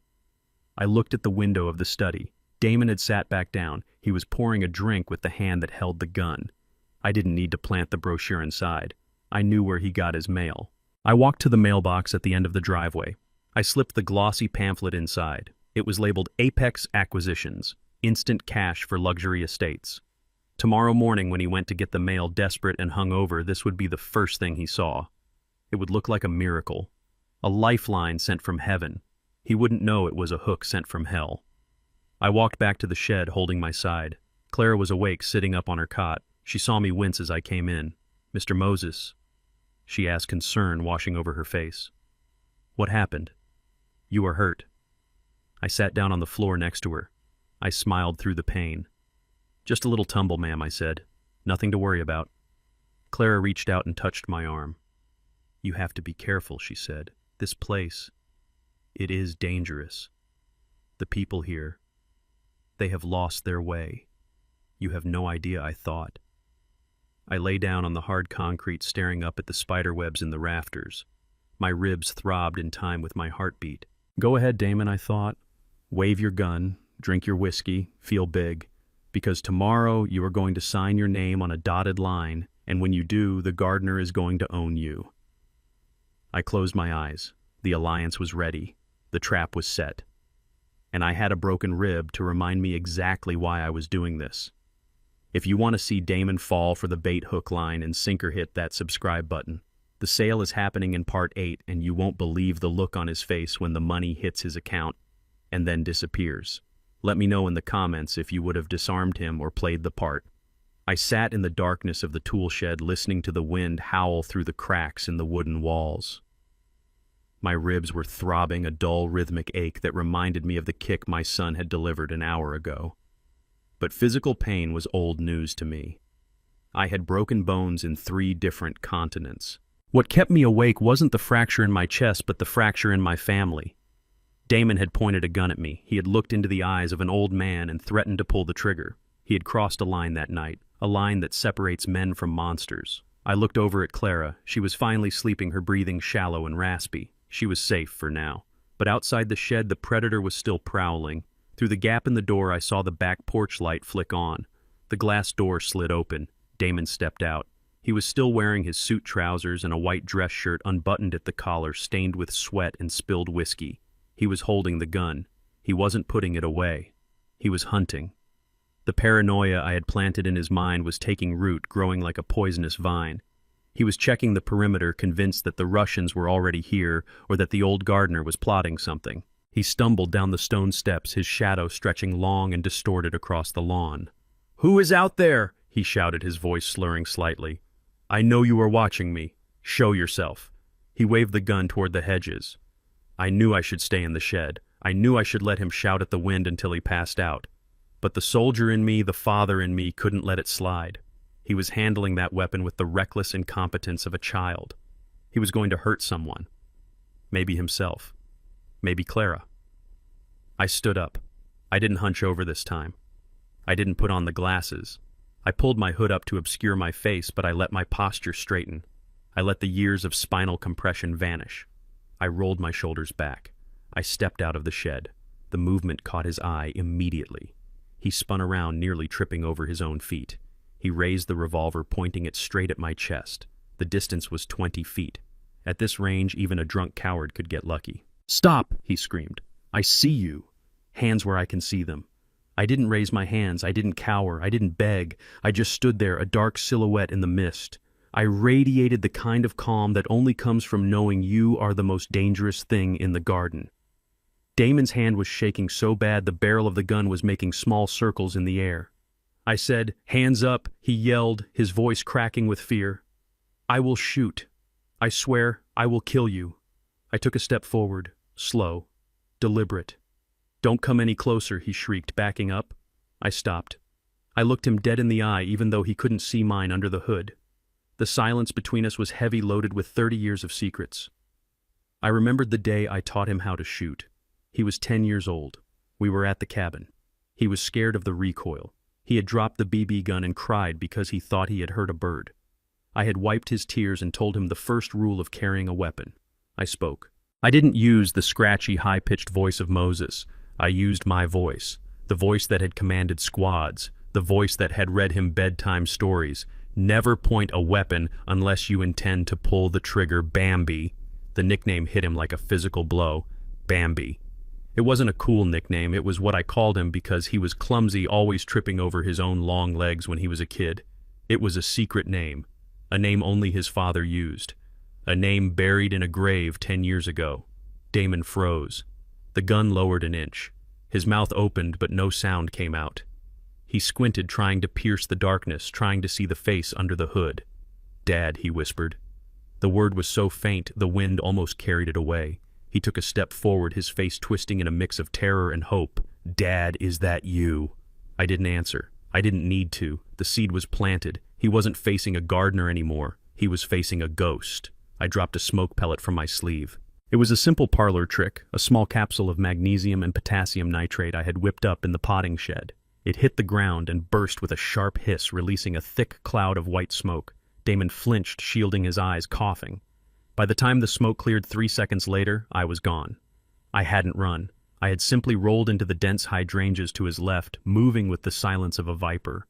I lay flat on the mulch, watching him through the leaves. Damon was spinning in circles, panning the gun wildly. Daddy screamed again. "Dad, come back!" There was no answer. Only the rustle of the wind in the trees. He dropped the gun. He fell to his knees in the wet grass, clawing at his hair. He looked like a man whose reality had just shattered. "I am losing my mind," he sobbed. "I am losing my mind." He stayed there for 5 minutes, crying in the dark. Then he grabbed the gun and ran back toward the house, as if the devil himself was snapping at his heels. I waited until the glass door slammed shut before I moved. I went back to the shed, but I kept my eye on the master bedroom window. The lights were on upstairs. I put in my earpiece. I needed to hear the fallout. Damon burst into the bedroom. I could hear his heavy breathing through the bug I had planted. "Juliana," he gasped. "Juliana, wake up." Juliana was sitting at her vanity, applying a thick layer of cortisol cream to her face. Her skin was still red and blotchy from the itching powder. She looked at him in the mirror, and her expression was one of pure loathing. "What is it now, Damon?" she snapped. "Can't you see I am in agony? My skin feels like it is on fire, and you are running around the yard playing soldier." "I saw him," Damon said, his voice trembling. "I saw my father." Juliana stopped rubbing the cream. She turned around slowly. "What did you say?" "My father," Damon repeated. "In the garden. I held a gun on the gardener, but then he spoke. He called me Bambi. Only my dad called me that. Then he vanished. He turned into smoke, Juliana. He is here. His ghost is here. He is haunting us because we are selling the house." Juliana stared at him for a long moment. Then she laughed. It wasn't a happy laugh. It was a cold, cruel sound that scraped against the walls. "You are pathetic," she said. "It is true," Damon pleaded. I heard him. "You are high, Damon." Juliana stood up, walking toward him. She grabbed his face, squeezing his cheeks hard. "Look at your pupils. They are the size of dinner plates. You got into the Xanax again, didn't you? Or maybe you found something stronger in your old stash." "I am not high." Damon pushed her away. "I am telling you." "Stop it," she screamed. "Stop it right now. Your father is dead. He blew up in a car bomb in Serbia 10 years ago. There are no ghosts, Damon. There is only you and your incompetence. You blew the deal tonight. You let the investors walk away because you couldn't control the itching. And now you are hallucinating in the yard." "It wasn't a hallucination," Damon yelled back. He knew the name. Juliana slapped him, harder than she had slapped Clara. "Pull yourself together," she hissed. "We have the Russians breathing down our necks. We have $12 million due in 6 days. I don't have time for your psychotic break. If you can't handle this, go sleep in the guest room. I don't want a junkie in my bed." Damon touched his cheek. He looked at his wife. For the first time I heard something shift in his voice, a tiny crack in his devotion. "You don't believe me," he whispered. "You never believe me. You just want the money." "I want survival," Juliana spat. "And right now you are the biggest threat to my survival. Get out!" Damon backed out of the room. He looked broken. I sat in the shed taking the earpiece out. "Good," I whispered. "Divide and conquer." Juliana thought Damon was crazy. Damon thought he was haunted. They were turning on each other. The trust was gone. The unit was fractured. Tomorrow morning, when Damon found the brochure in the mailbox, he wouldn't show it to Juliana. He wouldn't trust her with the solution. He would try to save himself. He would try to make a deal alone to prove he wasn't crazy, to prove he could fix this. And that would be his undoing. I looked at Clara sleeping peacefully. "They are fighting ghosts, my love," I said softly. "But the ghost is just a man who loves you." I lay down, but I didn't sleep. My ribs hurt, but the pain was sharp and focusing.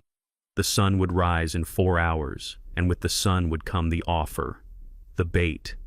Damon Thorne was about to sell his soul to the devil he thought was dead, and I had the pen ready.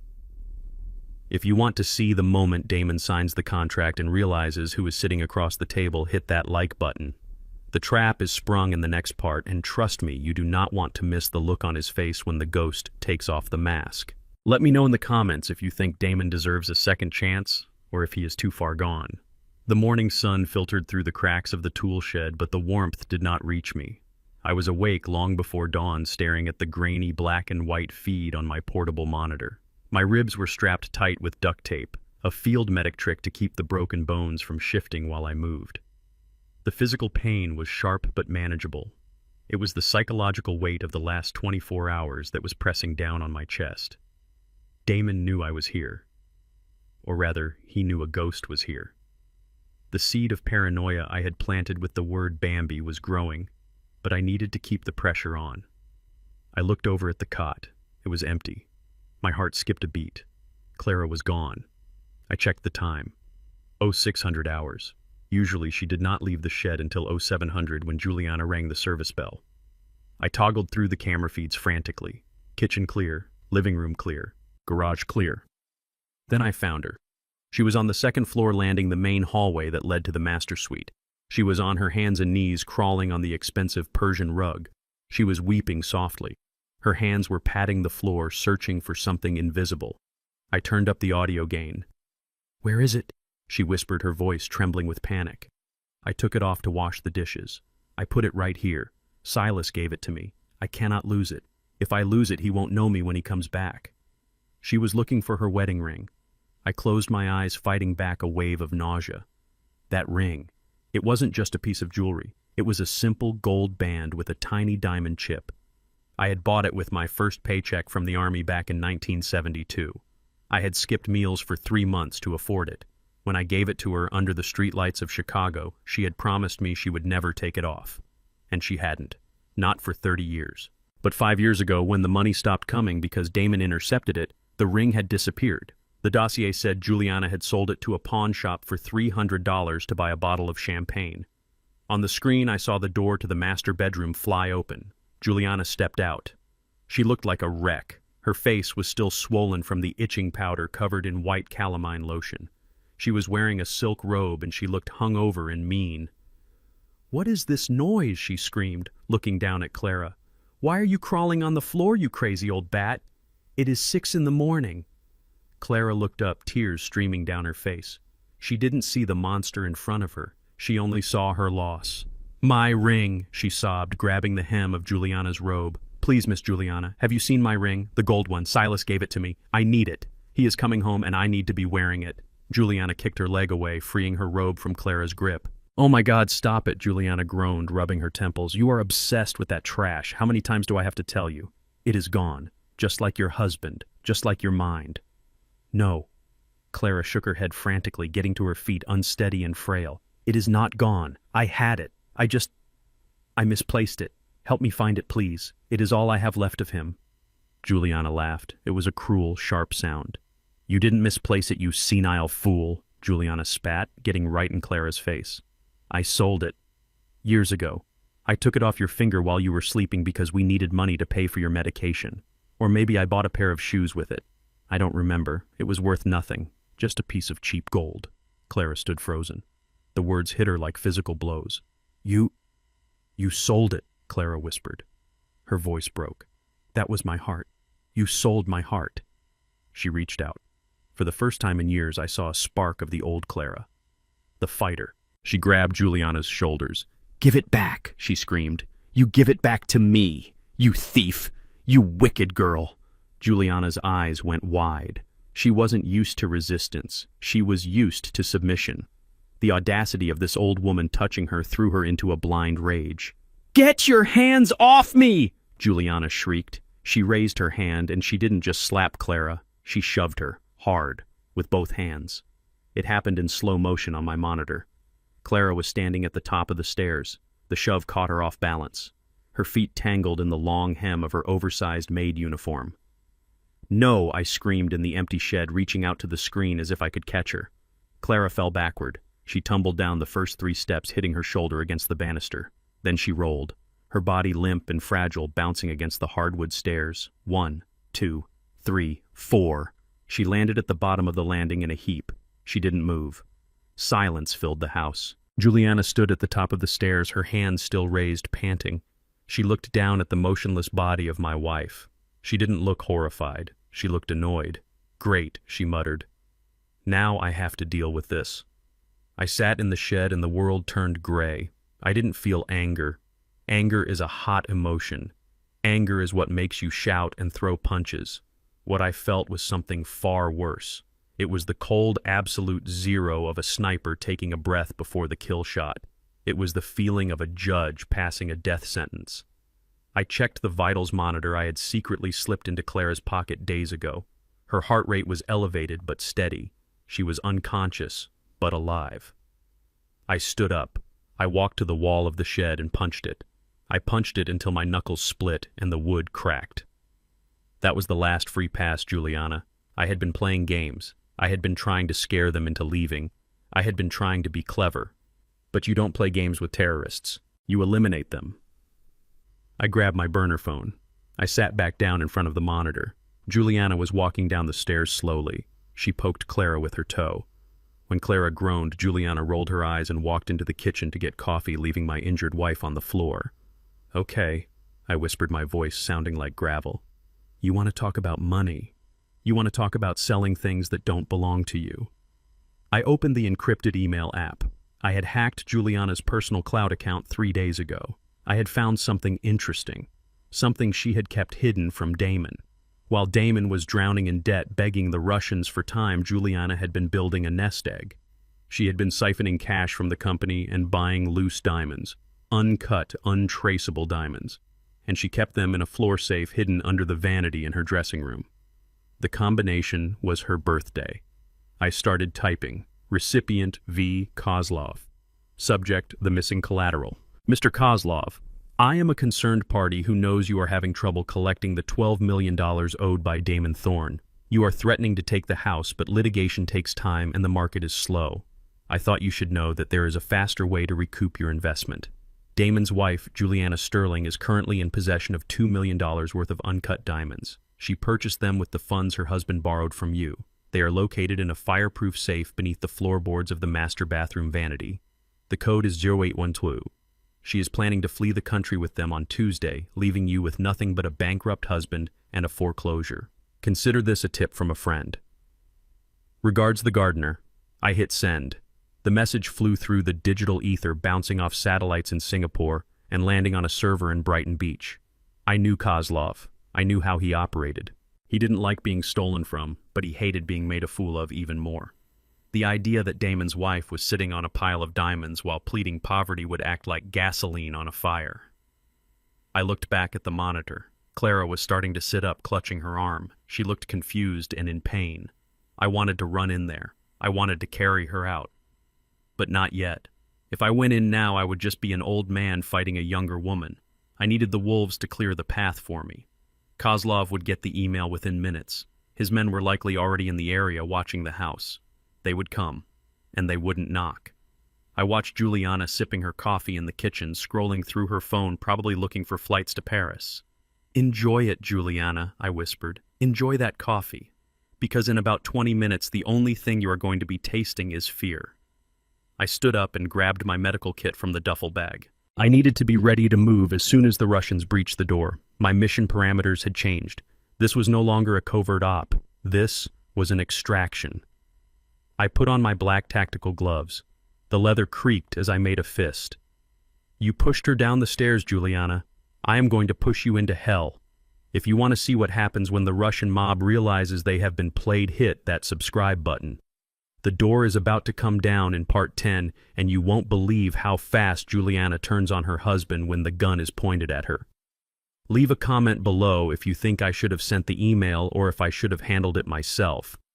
The email I sent to the Russian syndicate was like throwing a raw steak into a kennel of starving pit bulls. I knew they would come. Kozlov did not become the kingpin of Brighton Beach by letting people steal from him, and I had just handed him the proof that Juliana was sitting on his money. I sat in the darkness of the shed, polishing the handle of my long-handled hoe. It was solid hickory, aged and hardened. In the hands of a farmer, it was a tool for tilling soil. In the hands of a retired Black Ops commander, it was a staff capable of generating 2,000 pounds of force per square inch. I checked the time. Midnight. Right on schedule. High beams swept across the front lawn, cutting through the fog. 3 black SUVs tore up the driveway, not bothering to avoid the flower beds. They skidded to a halt on the gravel. Doors flew open. I counted 6 men. Heavy coats, no masks. They weren't here to rob the place. They were here to send a message. I stood up, adjusting my gloves. I heard the crash of the front door being kicked in. It sounded like a gunshot echoing through the night. Then came the screams. I moved. I didn't run. Running attracts attention. I moved with the fluid, predatory grace I had learned in the jungles of Cambodia. I merged with the shadows, slipping through the side door of the kitchen just as the chaos erupted in the living room. I stood in the hallway, peering around the corner. The scene was straight out of a nightmare, but for Damon and Juliana, it was their reality crashing down. 2 of the Russians had Damon pinned to the coffee table. One was holding his head down by the hair, while the other held his right hand splayed out on the mahogany surface. A third man, the leader, was standing over Juliana. He was a giant with a scar running down his cheek, holding a pair of heavy garden shears he had grabbed from the patio. "Where are the diamonds?" The leader roared, his voice thick with a Russian accent. The email said, "You have diamonds in the floor. Open the safe." Juliana was hyperventilating, clutching her silk robe.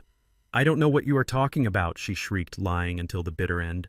"There are no diamonds. My husband is broke. Ask him." The leader didn't ask. He nodded to the man holding Damon. The thug pulled out a cigar cutter. He positioned it over Damon's pinky finger. "No," Damon screamed, kicking his legs wildly. "No, please. Juliana, give it to them. Give them the stones. I saw the receipt. I know you have them." Juliana froze. Her eyes darted from Damon to the Russians. Even with her husband's finger in a guillotine, she was calculating. She was wondering if she could still keep the gems if she let them take a finger. The greed was etched into her soul. "You lying witch," Damon sobbed. "They are going to cut me." "Cut him," the leader said calmly. The thug squeezed the cutter. Damon howled, a sound of pure primal terror. That was my cue. I couldn't let them maim him. He was a coward and a traitor, but he was still my son. And more importantly, he was my prey. No one hurts my target but me. I stepped out of the shadows, dragging the hickory hoe behind me. The metal tip scraped against the marble floor, making a low screeching sound that cut through the screams. "Gentlemen," I said.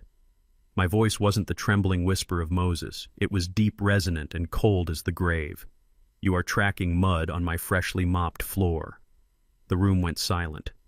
The 6 Russians turned to look. They saw an old black man in dirty work clothes leaning on a garden tool. They laughed. It was a guttural, dismissive sound. "Get lost, Grandpa," the leader sneered, "or we will bury you in the yard." He signaled to the 2 men closest to me. "Take out the trash." The 2 thugs approached. They were young, strong, and confident. They saw a frail old man. They didn't see the stance. They didn't see that my center of gravity had lowered. They didn't see that my grip on the hickory staff had shifted to a combat hold. The first attacker threw a lazy right hook. I didn't block it. I stepped inside the arc. I drove the butt end of the hickory staff into his solar plexus. The sound of the air leaving his lungs was like a deflating tire. As he bent over gasping, I brought the handle up, striking him under the chin. His head snapped back and he collapsed unconscious before he hit the rug. 1 second. The second attacker hesitated, his eyes going wide. He reached for his waistband, probably for a gun. Too slow. I spun the hoe, swinging the heavy metal head in a low arc. It connected with his kneecap. The sound of the patella shattering was loud and wet. He screamed and went down. As he fell, I rotated the staff and drove the handle into the nerve cluster on his neck. He went silent instantly. 3 seconds. The room was frozen. Damon was staring at me, his mouth open. Juliana looked like she was seeing a ghost. The leader looked at his 2 fallen men, then at me. His amusement was gone. He pulled a handgun from his coat. I didn't give him time to aim. I kicked the heavy oak coffee table, sliding it across the floor. It slammed into the shins of the men holding Damon, knocking them off balance. I closed the distance to the leader. He fired 1 shot. Wild. It shattered a vase behind me. I used the momentum of my run to launch into a slide, tackling him at the waist. We hit the floor. He was big, but size doesn't matter when you know anatomy. I trapped his gun hand, twisting the wrist until the weapon clattered away. I rolled, getting on top of him. I pressed the end of the hickory staff against his windpipe. Not enough to crush it, but enough to let him know that breathing was now a privilege I was granting him. The other 3 men scrambled to their feet, pulling knives and guns. "Stop," I commanded. My voice cracked like a whip. I looked down at the leader. His face was turning purple. "Tell your men to stand down, Sergei," I whispered, leaning close to his ear, "or I will crush your larynx and you will drown in your own blood." "How do you know my name?" he gasped. "I know more than your name," I said, keeping my voice low so only he could hear. "I know about the shipment in Belgrade in '99. I know about the debt Kozlov owes to a ghost named Spectre." The leader's eyes bulged. The fear I saw there was absolute. Spectre was a legend in the underworld, a boogeyman who had dismantled entire networks in Eastern Europe. "Spectre," he choked out, "you are dead." "I am retired," I corrected, "and this debt is mine now." I eased the pressure on his throat. "Get up. Take your men. Tell Kozlov the account is settled. If he comes back here, if I see one of your SUVs within 10 miles of this house, I will pay him a visit, and I won't be using a gardening tool." The leader scrambled backward, gasping for air. He looked at me with a mixture of awe and terror. He signaled his men frantically. "Let's go," he shouted. "Move, now." They grabbed their unconscious comrades, dragging them out the door. They didn't look back. They ran like the devil himself was chasing them. I stood there alone in the center of the ruined living room. The silence that followed was heavy, suffocating. I turned slowly to face Damon and Juliana. They were huddled together on the sofa. Damon was clutching his hand even though it hadn't been cut. Juliana was staring at me, her face pale as a sheet. They didn't see Moses anymore. The glasses had fallen off during the fight. My posture was straight. My eyes were cold. "Who are you?" Damon whispered. His voice was trembling uncontrollably. You took them out. You are not a gardener. Who are you?" I walked over to the coffee table and picked up my glasses. I put them back on. I hunched my shoulders. I let the mask slide back into place, but I left a crack in it, a warning. "I am just the help, sir," I said, my voice returning to the scratchy rasp of the old man. "Just cleaning up the weeds." I looked at Juliana. Her eyes were fixed on the floorboards where the safe was hidden. She knew that I knew. "You folks should lock the door," I said, turning to leave. "It is a dangerous world out there. You never know who is listening." I walked out into the night, leaving them sitting in the wreckage of their own making. I went back to the shed and sat on the cot. My heart was pounding, but my hands were steady. I had saved them. Not because I loved them, but because I needed them. I needed Damon to be alive to sign the papers tomorrow. But something had changed. I saw it in their eyes. They were terrified of the Russians, yes. But they were more terrified of me. They didn't know who I was, but they knew I was dangerous. Good. Fear is a motivator. I lay back on the cot and closed my eyes. "Tomorrow is the sale," I whispered to the empty room. "Tomorrow I buy my life back." But as I drifted off, I couldn't get the image of Damon's terrified face out of my mind. He looked so much like he did when he was a boy afraid of the dark. The difference is, I thought grimly, this time I am the darkness. If you thought the fight was intense, wait until you see the contract signing. The legal battle in Part 11 is going to be bloodier than any fist fight. Hit subscribe and turn on notifications because the twist coming up will leave you speechless. And let me know in the comments, would you have saved them or let the mob take the diamonds? The sun rose over the Hamptons, but it did not bring warmth. It only brought a harsh, revealing light to the wreckage of the night before. The living room looked like a war zone. The coffee table was splintered. The Persian rug was stained with the blood of the Russian thug I had incapacitated, and the smell of fear still hung heavy in the air. Damon and Juliana were sitting at the kitchen island staring into their coffee mugs like two people waiting for the executioner to pull the lever. I was there too in the background, hunched over a broom, sweeping up the shards of the Ming vase that had been shattered during the fight. To them, I was just Moses, the old gardener, cleaning up the mess. They didn't know that I was the one who had orchestrated the chaos, and I was the one who was about to offer them the only lifeline they would ever see. Damon's phone rang.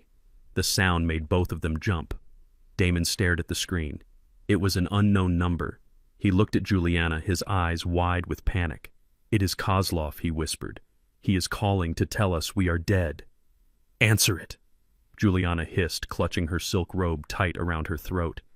"If you don't answer, they will just come back." Damon picked up the phone, his hand shaking so badly he almost dropped it. He put it on speaker. "Hello," he squeaked. "Good morning, Mr. Thorne." The voice on the other end was smooth, polished, and carried a faint, unrecognizable accent. It wasn't Russian. It was the voice of money. It was Elias, my banker in Zurich, using a voice modulator. "Who is this?" Damon asked. "My name is Mr. Al-Fayed, representing the Apex Acquisition Group based in Dubai. I apologize for the early call, but my clients operate on a different time zone. We understand that your company, Thorn Tech, and your estate are currently, let us say, under financial pressure." Damon and Juliana exchanged a look. How did they know? "We are fine." Damon lied badly. "Please, Mr. Thorne." The voice cut in silky and sharp. "We know about the liquidity issues. We know about the loans. And we know about the short timeline you are facing. My client is a very private individual who has long admired the architecture of your estate and the potential of your tech patent. He is a collector of distressed assets." "Distressed?" Juliana bristled even in her fear. "This is a prime property, and we are prepared to offer a prime price." The voice continued. $30 million, cash, for the house, the land, and the full controlling interest in Thorn Tech. The silence in the kitchen was absolute. I stopped sweeping. I stopped. I watched them. 30 million. It was an insane number. The house was worth 15. The company was worth 0. 30 million was a golden parachute falling from the sky. It was enough to pay off the Russians, enough to buy a penthouse in Manhattan, enough to keep Juliana in Birkin bags for another decade. 30 million, Damon choked out. "Are you serious?" "Dead serious," the voice said. "But there are conditions. My client moves fast. He wants the deal closed today. Contracts signed by noon. Funds transferred by 1 p.m. He is flying out of the country tonight, and he wants the keys in his hand before he leaves." "We can do that," Juliana shouted, leaning over the phone. "We can absolutely do that." "There is one more thing," the voice added. "A matter of corporate ethics. My client is a traditionalist. He believes that when you acquire an estate, you acquire its legacy. We understand there is an elderly dependent living on the property. A Mrs. Clara Thorne." Damon froze. "Yeah, my mother." "The contract stipulates that the guardianship of Mrs. Clara Thorne will be transferred to the new ownership trust. My client wishes to turn the estate into a private sanctuary, and he believes it is bad luck to displace the matriarch. She will remain in the home under the care of the new owner. You will sign over all legal rights and responsibilities for her welfare. In exchange, you walk away with $30 million free and clear. No debts, no obligations." I watched Juliana's face. I expected hesitation. I expected her to ask who the stranger was who wanted to keep her mother-in-law. I expected some shred of human curiosity. But all I saw was relief. She didn't care. To her, Clara was just another piece of furniture, another line item on the expense report. If this rich eccentric from Dubai wanted to keep the old lady, it just meant she didn't have to pay for the nursing home. "Done," Juliana said instantly. "You can have her. She comes with the house." Damon looked at his wife. "Juliana, we can't just sell Mom." "Oh, grow up, Damon," she snapped, covering the microphone. Do you want your fingers cut off by the Russians? Do you want to go to jail? This guy is offering us a way out. He probably wants a tax write-off for running a charity case. Who cares? We take the money and we run. Damon looked at the phone, then at the floor. He was weak. He had always been weak. Okay, he whispered. Send the contract. Excellent, the voice said. My legal team is on their way. They will meet you in your dining room at 11 a.m. Be ready. The line clicked dead. Juliana screamed. It was a scream of victory. She grabbed Damon and kissed him, leaving a smear of white calamine lotion on his face. We are rich, she shrieked. We are saved. $30 million, Damon. We can pay Kozlov and still have 18 million left. We are going to Paris. We are going to buy a villa. She spun around and saw me standing there with the broom. What are you looking at, old man? She sneered. I lowered my head, adjusting my glasses. Just happy for you, ma'am. Sounds like a blessing. You bet it is a blessing. She laughed. And you know what else it is? It is your eviction notice. As soon as we sign those papers, you are out of here, Moses. The new owner can deal with you. Pack your trash. I nodded slowly. Yes, ma'am. I will be ready to go. I walked out of the kitchen carrying the dustpan full of broken glass. I walked straight to the shed. Clara was sitting on the edge of her cot, holding her arm where she had fallen yesterday. She looked pale. Mr. Moses, she asked, why are they screaming? Is it the bad men again? No. Miss Clara, I said, sitting down next to her, it is good news. They are selling the house. Clara's eyes filled with tears. But what about Silas? If they sell the house, how will he find me? He told me to wait here. I took her hand. Her skin was paper thin and cold. He found you, Clara, I said, my voice dropping the raspy disguise. He found you. The man buying the house. He knows Silas. He is a friend. Clara looked at me. For a moment the fog lifted. She squeezed my hand. A friend, she whispered. Yes, I said. And today, everything changes. You just have to be brave for a few more hours. Can you do that for me? She nodded, wiping her eyes. I can be brave. I am a soldier's wife. I stood up. I had work to do. I went to the back of the shed where I kept my garment bag. I unzipped it. Inside was not the ragged clothes of Moses the gardener. Inside was a charcoal gray bespoke suit cut to fit a man who carries himself with authority, a white shirt starched stiff, a silk tie, and my old signet ring, the one with the Black Ops crest. I couldn't wear it yet. I had to wait until the ink was dry. I spent the next 2 hours monitoring the house. A limousine pulled up at 10:45 a.m. 2 men in expensive suits got out carrying briefcases. They were not from Dubai. They were from a law firm in Manhattan that owed Elias a favor. Actors with law degrees. They walked into the house. I moved to the window of the dining room, peering through the gap in the heavy velvet curtains. Damon and Juliana were sitting at the table. They had tried to clean themselves up, but they still looked ragged. Juliana was wearing oversized sunglasses to hide her swollen eyes. Damon was drinking whiskey straight from the glass. The lawyers laid the documents out. It was a stack of paper 3 inches thick. This is the deed transfer, one lawyer said. This is the liability release.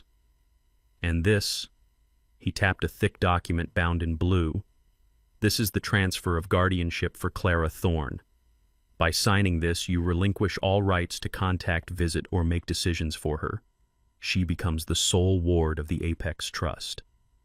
Juliana grabbed the pen. She didn't even read it. She signed her name with a flourish. Damon hesitated. He looked at the document. He looked at the empty chair where his mother should have been sitting. Is she going to be okay? He asked. The lawyer smiled a shark-like smile. She will be treated exactly as she deserves, Mr. Thorne. That answer was ambiguous enough to satisfy Damon's conscience. He signed. I watched the pen move across the paper. That ink was binding. That ink was the seal on their coffin. Congratulations, the lawyer said, closing the folder. The funds have been released. You should see them in your account in 3, 2, 1. Damon checked his phone. His eyes bulged. It is there, he gasped. 30 million. It is actually there. He jumped up, hugging Juliana. They laughed. They cried. They thought they had won the lottery. But they didn't know how a wire transfer works when it is controlled by a ghost banker. Elias had shown them a dummy interface. The money was there visually, but it was frozen. It would sit there just long enough for them to feel safe, and then it would vanish clawed back by the very clauses they hadn't bothered to read. "We need to pack," Juliana said, grabbing her purse. "We need to get to the airport before the Russians realize we have money." "Wait," the lawyer said. "There is one final condition. The buyer is here. He wants to inspect the property immediately to ensure it meets the standards of the contract." "Here," Damon asked, looking around. "Where?" "He is in the garden," the lawyer said, pointing to the French doors. Damon and Juliana turned. I was standing there. I had shed the gardening clothes. I was wearing the charcoal suit. My back was straight. I had removed the thick glasses. I had wiped the dirt from my face. I opened the glass doors and stepped into the dining room. Damon squinted at me. He looked confused. He saw the suit. He saw the posture, but his brain couldn't process it. "Who are you?" he asked. "Where is the buyer?" I walked to the head of the table. I looked at the papers. I looked at the pen. I picked up the document transferring Clara's guardianship. I folded it and put it in my inside pocket. "I am the buyer," I said. My voice filled the room, commanding and deep. Juliana laughed nervously. "What is this? Is this a joke?" "You are the gardener. You are Moses." "No, Juliana," I said, turning my cold gaze on her. "Moses was a disguise. Just like your marriage. Just like your wealth." Damon stood up, backing away. He looked at my face. Really looked at it. He saw the scar on my chin. He saw the way I stood. He heard the voice. "Bambi," he whispered. "No," Juliana screamed. "No. He is dead. He is dead." I reached into my pocket and pulled out the one thing that would end the debate. I pulled out my old military ID dog tags clinking against the metal. I threw them on the table. "Captain Silas Thorne," I said. "1st Special Forces Operational Detachment." I looked at my son. "Hello, Damon. Did you miss me?" The room spun. Damon grabbed the edge of the table to keep from falling. Juliana looked like she was going to vomit. You bought the house?" Damon stammered. "I bought my life back," I corrected. "And now it is time for you to get out of it." "But the 30 million, Juliana cried. "We signed the papers. The money is ours." "Is it?" I asked. "Check your phone again." Damon looked at his screen. The balance was flashing red. Transaction reversed. Fraudulent activity detected. "What did you do?" Juliana screamed, lunging at me. "What did you do to my money?" "It was never your money," I said, catching her wrist without even looking at it. "It was my money. The money you stole from the Archangel Trust. I just took it back, plus interest." I released her and she stumbled back into the sideboard. "Get out," I said. "Not get out of my house. Not get out of town. Get out of my sight before I forget that I am a father and remember that I am a soldier." Damon fell to his knees. It wasn't a performance this time. He was broken. "Dad," he sobbed. "Please. The Russians, they will kill us." I looked down at him. I felt nothing. No pity. No anger. Just the hollow exhaustion of a job done. "You should have thought of that before you sold your mother for a pair of shoes," I said. I turned my back on them. "Mr. Sterling, show these trespassers the door." I walked toward the kitchen. I had a date. Clara was waiting in the shed, and I had a promise to keep. If you want to see the emotional reunion that made even the cameraman cry, hit that like button. The war is over, but the healing begins in the final chapter. Don't go anywhere. The atmosphere in the dining room was so tense it felt like the air had been sucked out of the room. The heavy velvet curtains were drawn, shutting out the bright morning sun, creating a gloom that smelled of old wax and fresh fear. I stood in the corner, my hands folded over the handle of my broom head, bowed, my posture slumped in the familiar shape of Moses the gardener. But under the brim of my dirty cap, my eyes were sharp, scanning every micro-expression, every twitch of a muscle. I was not cleaning. I was witnessing. 2 men in charcoal gray suits sat at the head of the long mahogany table. They were not real lawyers. They were operatives from my old network, men who could dismantle a government with a briefcase as easily as a gun. But to Damon and Juliana, they looked like salvation. They looked like $30 million wrapped in silk ties. The taller one slid a document across the polished wood. The sound of the paper sliding was a hiss, like a snake moving through dry grass. "This is the final transfer agreement," Mr. Thorne, the operative, said, his voice devoid of emotion. "It assigns total ownership of the estate, the land, and the intellectual property of Thorne Tech to the Apex Group. It also includes the clause regarding the guardianship of Mrs. Clara Thorne. Once you sign this, you have no legal claim to this property or the people residing in it. Damon sat there, staring at the paper. His hand was shaking so badly the ice in his whiskey glass chattered. He looked like a man on the gallows. He looked at the pen as if it were a knife. I don't know, he stammered. It feels wrong. Mom, she has lived here for 30 years. To just hand her over to a stranger.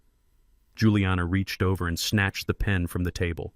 Her fingernails were painted a blood red that matched the scratches on her neck from the itching powder. Don't be an idiot, Damon, she hissed. We are not handing her over to a stranger. We are handing her over to a professional care team. We are doing her a favor. Do you want to go to prison? Do you want the Russians to come back and finish what they started with your fingers? Sign the damn paper. She shoved the pen into his hand. Damon took a deep breath. He looked at Juliana. He looked at the door where the Russians had broken in the night before. Fear won. It always wins with cowards. He lowered the pen to the paper. The tip hovered over the signature line. I tightened my grip on the broom. This was it. The moment of betrayal. But then the double doors to the hallway creaked open. We all turned. Clara was standing there. She wasn't wearing the maid uniform. I had burned that rag in the incinerator 2 nights ago. She was wearing one of her old floral dresses that I had dug out of storage. It was wrinkled and a bit loose, but she wore it with a dignity that filled the room. But it wasn't the dress that stopped my heart. It was her eyes. For the last 5 years, Juliana had been feeding Clara a cocktail of heavy sedatives and generic antipsychotics, telling her they were vitamins. It kept her docile, confused, and foggy. It made her easy to control. But for the last 7 days since I infiltrated the house, I had been swapping those pills. Every morning when I brought in the fresh milk, I switched her medication with high-grade cognitive enhancers and nutrient supplements I had Elias ship in from a clinic in Zurich. The fog was lifting. The chemicals were leaving her system. And right now in this critical moment, the woman standing in the doorway wasn't the confused old lady who scrubbed floors. She was Clara Thorne, the matriarch. Mom, Damon said, half standing up, "Go back to bed. We are busy." Clara didn't move. She walked into the room. Her steps were slow but steady. She didn't look at Damon. She looked straight at the stack of papers on the table. "What are you signing?" she asked. Her voice was clear. The raspy tremor was gone. It was the voice of a woman who had raised a family in the south side of Chicago before we had money. It was strong. We are just refinancing the house," Mom Juliana lied, quickly flashing a fake smile. "Just some boring paperwork. Go back to the kitchen and make us some tea. Moses, take her away." Juliana snapped her fingers at me. I didn't move. Clara walked past me. She didn't look at me, but I could feel her energy. She walked right up to the table and placed her hand on the documents. Her hand was calloused from scrubbing Juliana's floors, but it was steady. "Refinancing," she repeated. She picked up the top page and read it. "Sale of property. Transfer of guardianship." She dropped the paper. She looked at Damon. The look of betrayal on her face was more painful than any physical wound I had ever suffered. "You are selling the house," she whispered. "You are selling Silas's house. And you are selling me. Like I am a piece of furniture." Damon looked down, unable to meet her gaze. "Mom, please. We have to. The debt. Dad left us in debt," liar, Clara shouted. The word rang through the room like a gunshot. Damon flinched. Juliana stood up her chair, scraping loudly against the floor. "Don't you raise your voice at us, you ungrateful old witch," Juliana yelled. "We have taken care of you for years. We put a roof over your head while you wandered around talking to ghosts." Clara turned to Juliana, and in that moment, the hierarchy of the house shifted. The predator became the prey. "I was not talking to ghosts," Clara said, pointing a finger at Juliana's chest. "I was talking to my heart, and my heart told me something was wrong, but I was too drugged to see it. But I see it now." Clara reached out and grabbed Juliana's wrist. "Where is the money?" Clara demanded. "The money Silas sent. The Archangel money. I remember now. I signed the papers years ago. Millions of dollars. Where is it?" Juliana tried to pull away, but Clara held on. "You spent it," Clara hissed. "You spent it on clothes, on parties, on that car outside. You are a thief. You are a common thief, Juliana. You stole from a widow and you stole from a son who was too stupid to stop you. That was the breaking point." Juliana's face twisted into a mask of pure, ugly rage. The $30 million was slipping away. The lies were crumbling. She couldn't handle the truth coming from the woman she had treated like a slave. "Shut up," Juliana shrieked. "Shut your mouth." She raised her other hand. It was a fist this time. She wasn't going to slap. She was going to punch. She was going to beat my wife into silence right there in front of the lawyers. Damon just sat there paralyzed. I saw the muscles in Juliana's shoulder bunch. I saw the intent. She was going to hurt Clara. She was going to hurt my queen. The time for Moses was over. I moved. It wasn't the shuffle of an old man. It was the blur of a kinetic strike. I covered the 10 feet between the corner and the table in a fraction of a second. Just as Juliana's fist came down, I stepped in between them. I caught her wrist in midair. The sound of my hand clamping onto hers was loud, a sharp slap of skin on skin. I didn't just hold it. I applied pressure, the kind of pressure that grinds bone against bone. Juliana gasped, her eyes going wide with shock. She looked at her hand stopped in midair. Then she looked up at me. She saw the dirty hat. She saw the thick glasses. But then she looked closer. She saw the set of my jaw. She saw the veins standing out on my neck. She saw that I wasn't shaking. I wasn't hunching. I was standing like a stone wall. "Let go of me," she screamed, trying to yank her hand back. "You dirty old man. Let go or I will have you killed." I didn't let go. I squeezed harder. She whimpered, dropping to her knees under the pressure. I looked down at her. I let the silence stretch out, letting the fear fill the room. Enough. I said the words softly, but it carried the weight of a command that had silenced battlefields. It wasn't the high-pitched wheeze of the gardener. It was my voice, deep, resonant, unmistakable. Damon's head snapped up. He stared at my back. "That voice," he whispered. I looked at the lawyers. They were sitting perfectly still, watching. They knew the signal. I looked at Clara. She was standing behind me, breathing hard. She looked at my back. She reached out and touched the fabric of my dirty work jacket. "Silas," she whispered. I didn't turn to her yet. I kept my eyes on Juliana, who was now kneeling on the floor, tears of pain streaming down her face. "You called her a thief," I said to Juliana, tightening my grip one last time before releasing her with a shove that sent her sprawling onto the rug. "You are right. She is a thief, but you are wrong about what she stole." I reached up and slowly pulled the dirty baseball cap off my head. I dropped it on the table. Then I reached up and took off the thick glasses. I folded them and placed them next to the cap. I stood up to my full height, rolling my shoulders back, shedding the weight of the old gardener, shedding the years of deception. "She didn't steal your money, Juliana," I said, turning to face the room. "She stole the wrong family." I turned around slowly to face my son. "Hello, Damon." The look on his face was worth every second of the last 30 years. He looked like he was seeing the dead rise. His mouth opened and closed like a fish. "Dad," he choked out, You are dead." We buried an empty coffin. I walked over to the table and picked up the contract. I ripped it in half. The sound of the paper tearing was the only sound in the world. "I am very much alive, son," I said, tossing the pieces of paper onto his lap. "And I am very disappointed. If you want to see the moment the mask comes off completely and the reckoning begins, you have to watch part 13. The game is over. The judgment is here. Hit subscribe because the next 5 minutes are going to change everything for this family." The sound of the paper tearing was still echoing in the room when Damon finally found his voice. It wasn't the voice of a man. It was the screech of a spoiled child who had just been told playtime was over. He jumped up from his chair, knocking it backward onto the parquet floor. His face was flushed with a mixture of whiskey and rage. He pointed a trembling finger at me, his eyes bulging. "You are insane," he screamed. "You are just a gardener. A dirty, senile gardener who smells like manure. You think you can buy this house. You think you can tear up legal documents. I am going to have you arrested. I am going to have you thrown in a cell so deep you will never see the sun again." He turned to the 2 men in suits, the operatives posing as lawyers. "Call the police," he shouted. "Do you see this? This employee is assaulting us. He is destroying property. Get him out of here." The lawyers didn't move. They sat perfectly still, their hands folded on the table, watching the scene with the detached interest of scientists observing lab rats. Damon looked confused. "Why aren't you doing anything?" he yelled. I took a step forward. The floorboards didn't creak. "Sit down, Damon," I said.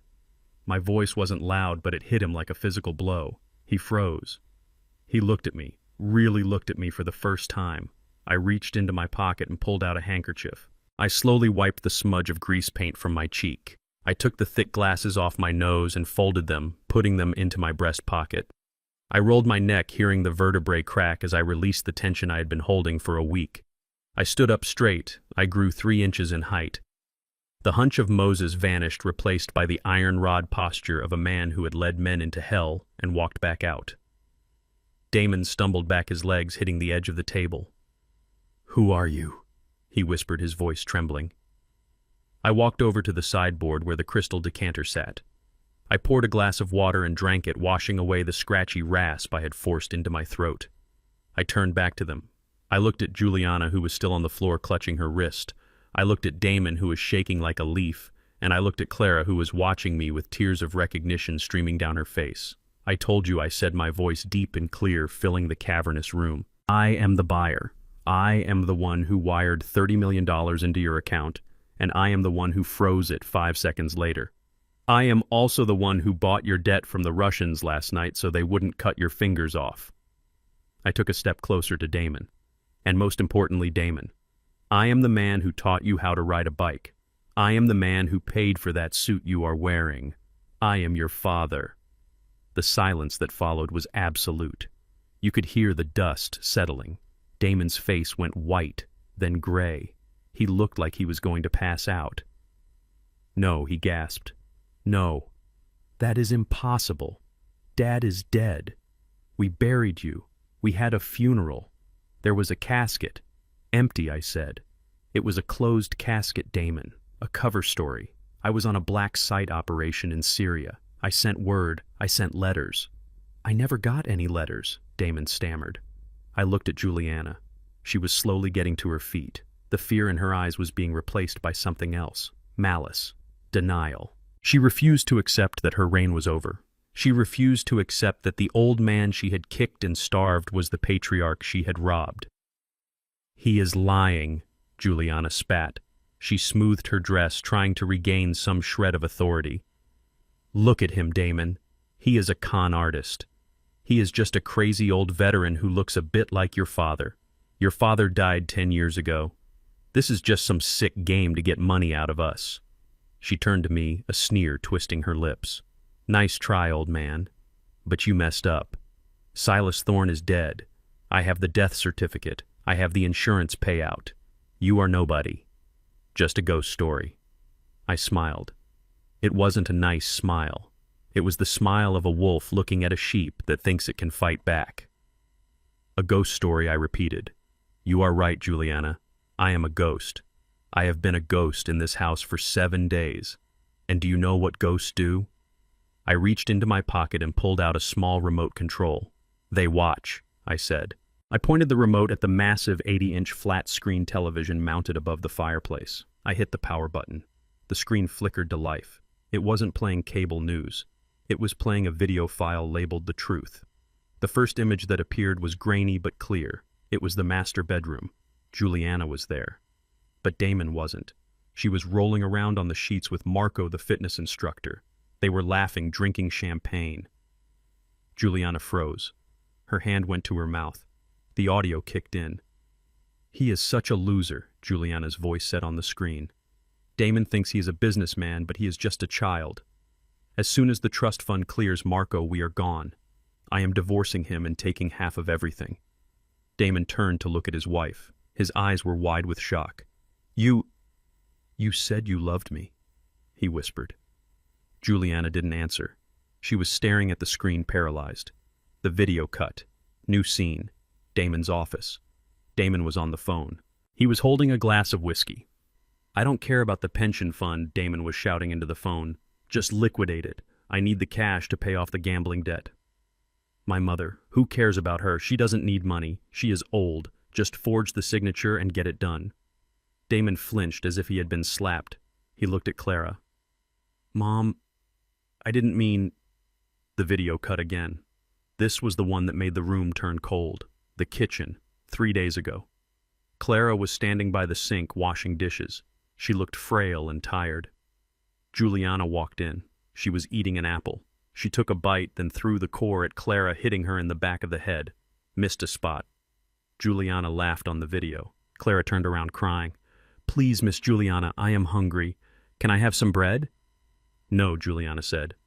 "Bread is for people who earn money. You are a leech. You sleep in the shed until you learn your place." Then, on the screen, Juliana grabbed Clara's arm and shoved her toward the door. I paused the video on the frame where Juliana's hand was digging into Clara's bruise. I lowered the remote. I looked at Juliana.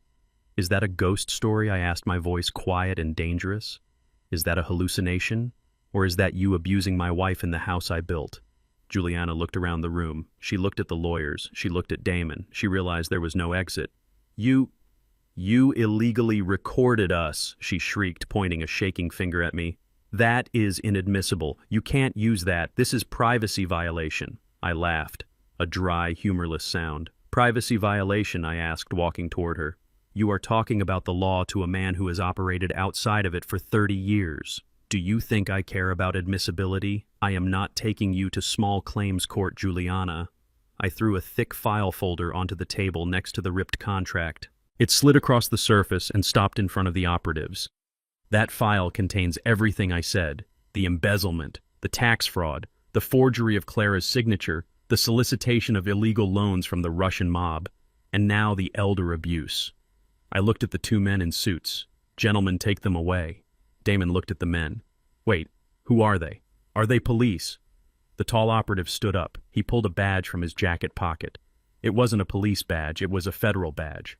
"FBI Financial Crimes Division," he said. "We have been working with Captain Thorne for a week. We have seen everything." Damon's knees gave out. He collapsed onto the floor, sobbing. "No," he cried. "No, please, Dad. Don't let them take me. I am your son. I am Bambi." I looked down at him. The boy I loved was gone. The man on the floor was a stranger. "Bambi didn't steal from his mother," I said. "Bambi didn't leave an old woman to freeze in a shed." I looked at Juliana. She wasn't crying. She was glaring at me with pure hatred. "You planned this," she hissed. "You set us up." "I didn't set you up," I said. "I just gave you a rope. You were the one who tied the noose." The agents moved in. They pulled Damon up. He was dead weight, weeping uncontrollably. They handcuffed him. The click of the metal was loud and final.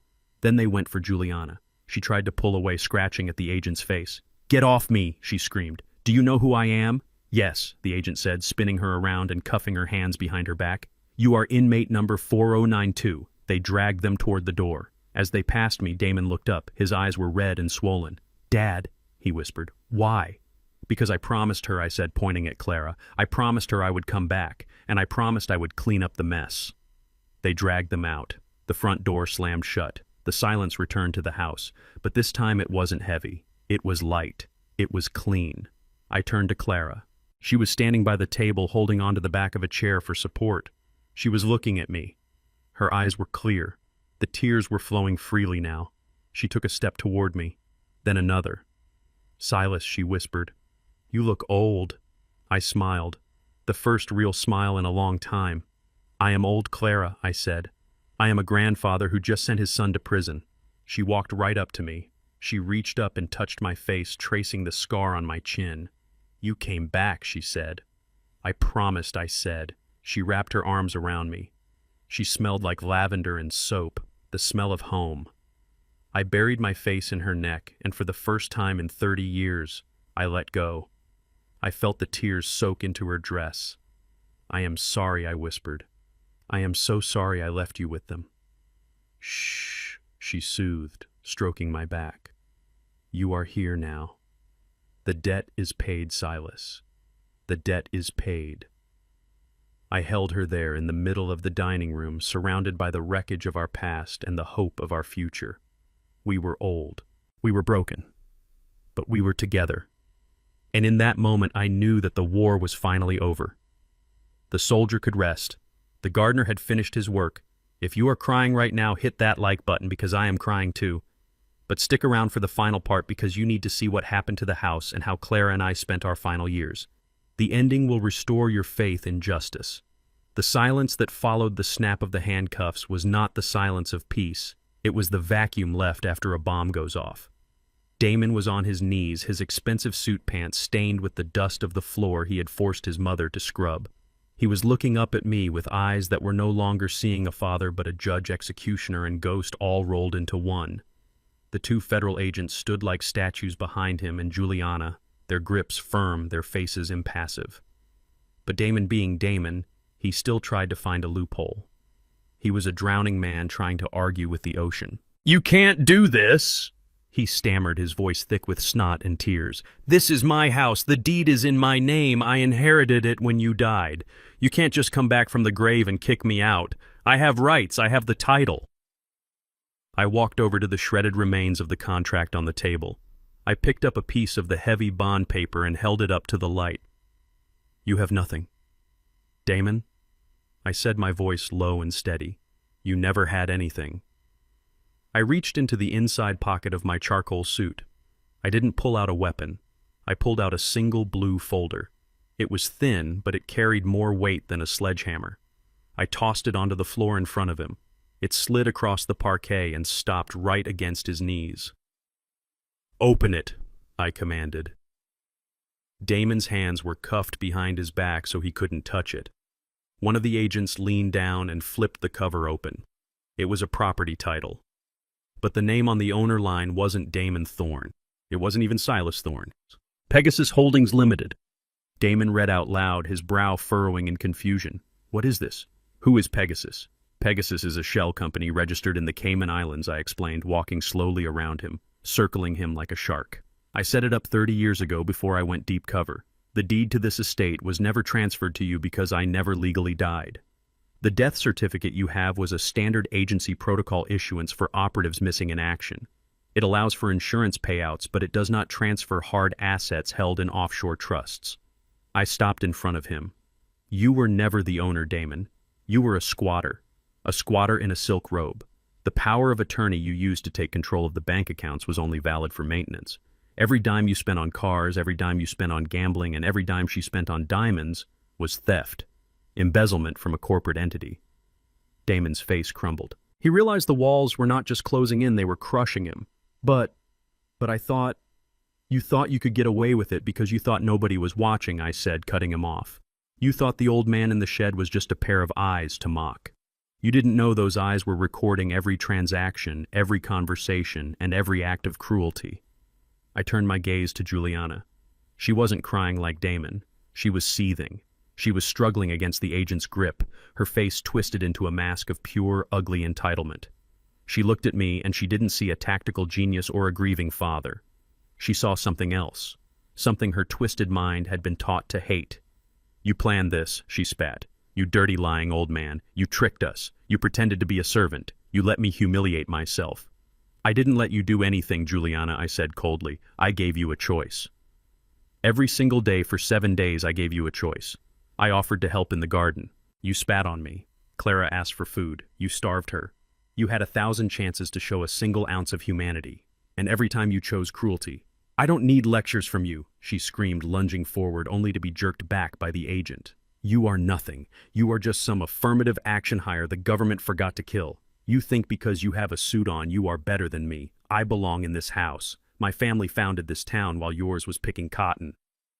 The room went deadly silent. Even the agents looked uncomfortable. Juliana didn't stop.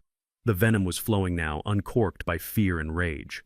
"Look at you," she hissed, her eyes wild. "You are just a thug with a badge. And your wife, she is just a senile mule. You both belong in the dirt. You belong in the shed. I should have burned that shed down with you in it."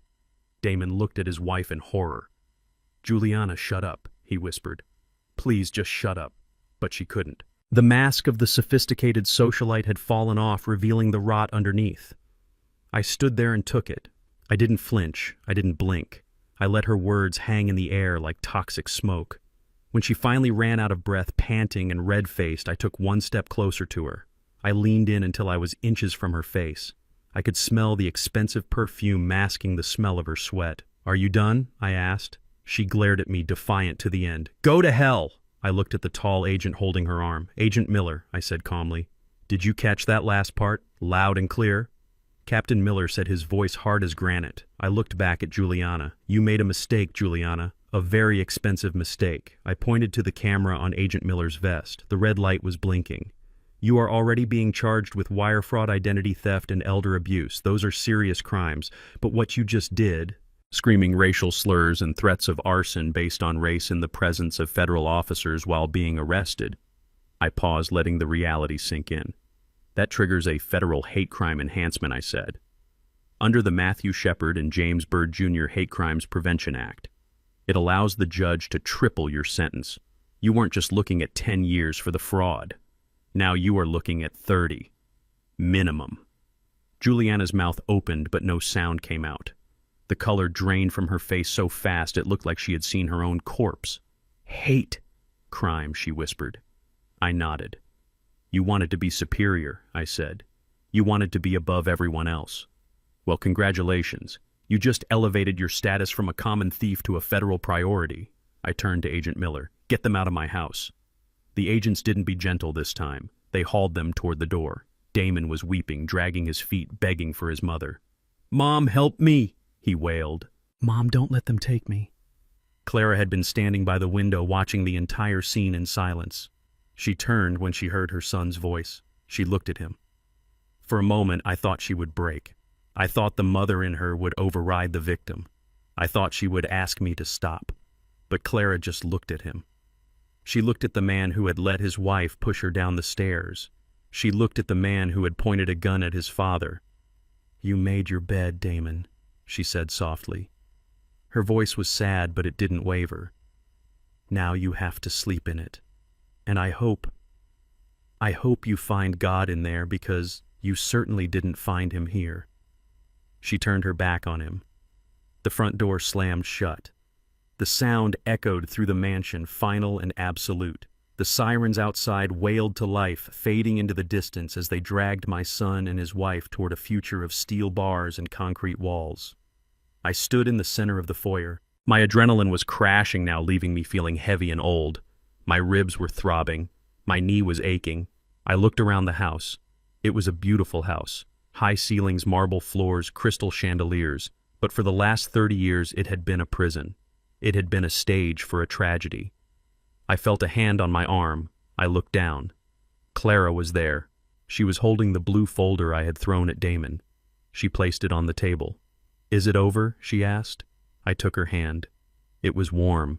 It is over, I said. The weeds are pulled. The pests are gone.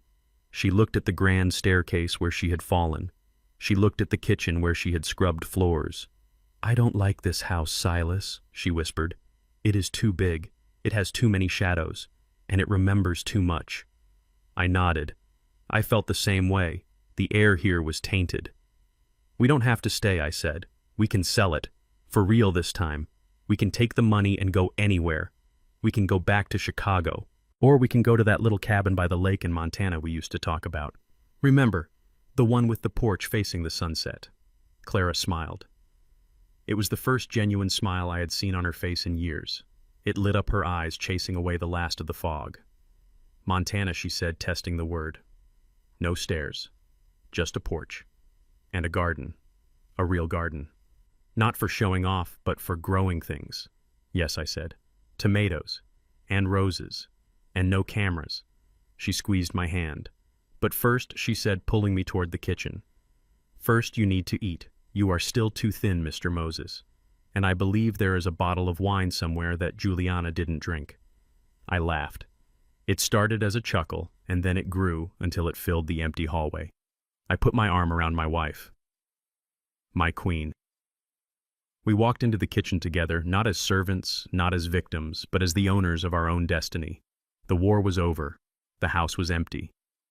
But my heart was finally full. If you are cheering for this justice, hit that subscribe button right now, but don't click away yet. The story isn't quite done.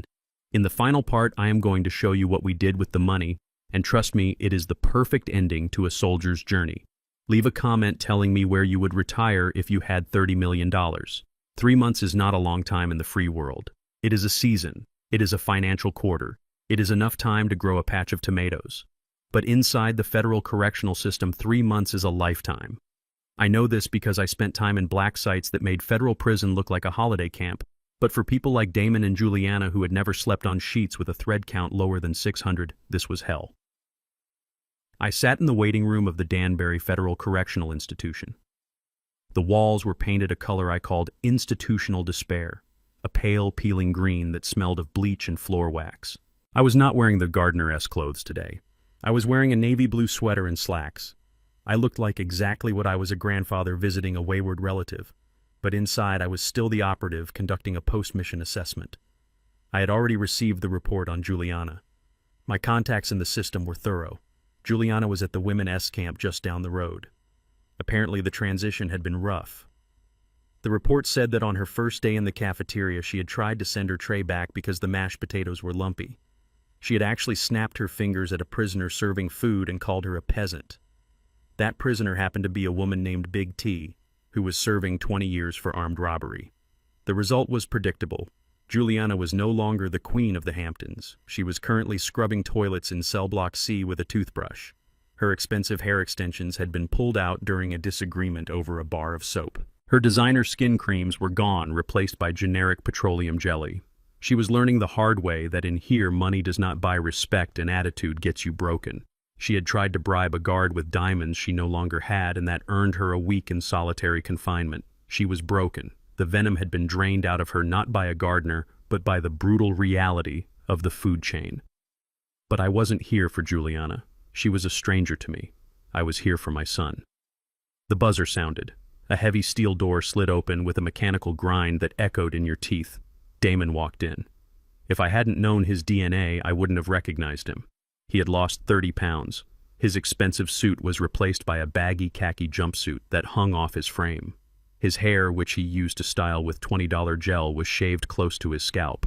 But it was his eyes that got me. The arrogance was gone. The entitlement was gone. All that was left was fear. He shuffled to the metal table and sat down.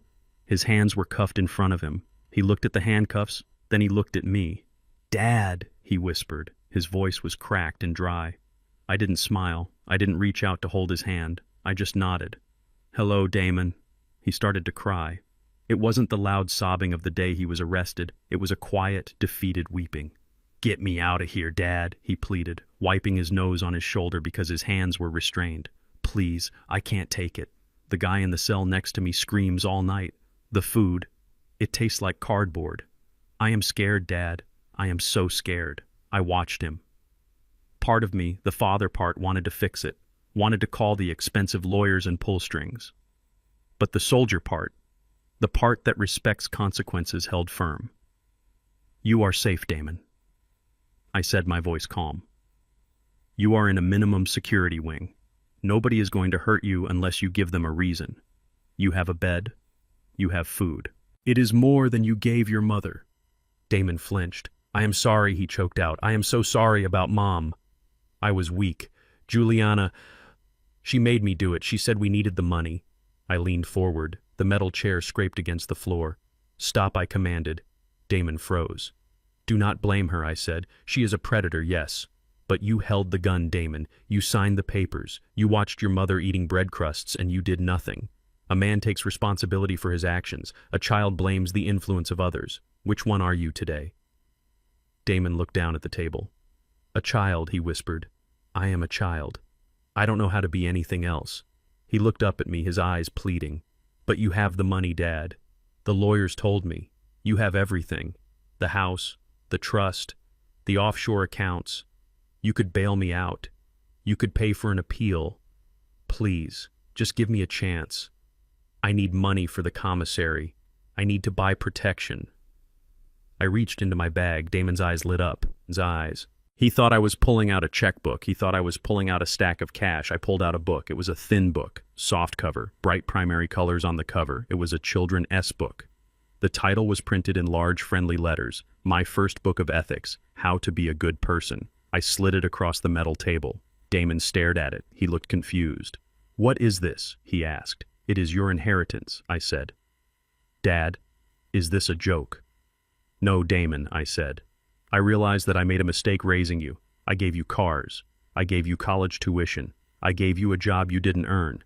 I tried to start you at the finish line, but I forgot to teach you the basics. I forgot to teach you that stealing is wrong, that lying is wrong, that hurting the weak is the act of a coward. I tapped the cover of the book. So we are starting over. Grade 1, read it, memorize it. Damon looked at the book like it was a poisonous snake. I need money, he hissed. I don't need a book. You have never earned $1 in your life, I said. And you are not getting another penny from me. Not now. Not ever. The trust is closed to you, Damon. The house is sold. Sold, he gasped. Yes, I said. I sold it yesterday. To a nice family with 3 kids and a dog. They are going to fill that house with love, not schemes. And the money from the sale? I leaned back, crossing my arms. I donated it. Every cent. To the Veteran Support Fund and the Elder Abuse Prevention Network. Damon's jaw dropped. You gave away $30 million. I didn't give it away, I corrected. I invested it in people who deserve it. Damon slumped in his chair. He looked completely defeated. He realized finally that the bank of Dad was not just closed, it was demolished. So what do I do? He whispered, tears streaming down his face again. What am I supposed to do when I get out? I have a felony record. I have no money. I have no home. I am 40 years old and I have nothing. I looked at him, and for the first time in this entire nightmare, I softened just a fraction. You have your hands, I said. He looked at his cuffed hands. When you get out, Damon, I said, go to a diner, ask for a job washing dishes. It is honest work. It is hot. It is hard. Your hands will get chapped. Your back will ache. But at the end of the day, you will hold a few dollars that you actually earned. And that bread you buy with those dollars, it will taste better than any steak you ever ate in that mansion. I stood up. Start there, I said. Start at the sink. Wash away the grease. Wash away the entitlement. And maybe, just maybe, if you can hold that job for a year, if you can prove to me that you can be a man who serves others instead of using them, maybe we can have coffee. Damon looked up. A tiny flicker of hope ignited in his eyes. Not hope for money, but hope for redemption. Coffee, he asked. Just coffee, I said. But you are paying. I turned to leave. Dad, he called out. I stopped, but I didn't turn around. Does Mom hate me? I looked at the gray steel door in front of me. Your mother doesn't know how to hate, I said. That is why she is strong, and that is why you failed to break her. She prays for you, Damon, every night. She prays that you find your soul in here. Don't disappoint her again. I signaled the guard. The door buzzed open. I walked out of the prison into the bright, blinding sunlight. I took a deep breath. The air tasted of exhaust fumes and cut grass, but to me it tasted like freedom. I had pruned the branch. It was painful. It was brutal. But it was necessary. Now it was up to the branch to see if it could grow roots of its own. I walked to the parking lot where a modest sedan was waiting. Not a limousine, just a rental car. I opened the passenger door. Clara was sitting there. She looked beautiful. She was wearing a straw hat and holding a map. She looked up at me anxiously. Did you see him? She asked. I nodded, buckling my seatbelt. I saw him. Is he okay? He is where he needs to be. Clara, I said, starting the engine. He is in school. The tuition is expensive, but I think he is finally listening to the teacher. Clara nodded, wiping a tear from her cheek. She didn't ask for details. She trusted me. Where to, Mr. Moses? She asked, smiling a little, using the old nickname. I looked at the map in her lap. I pointed to a blue line winding through the mountains of Montana. West, I said, until we run out of road.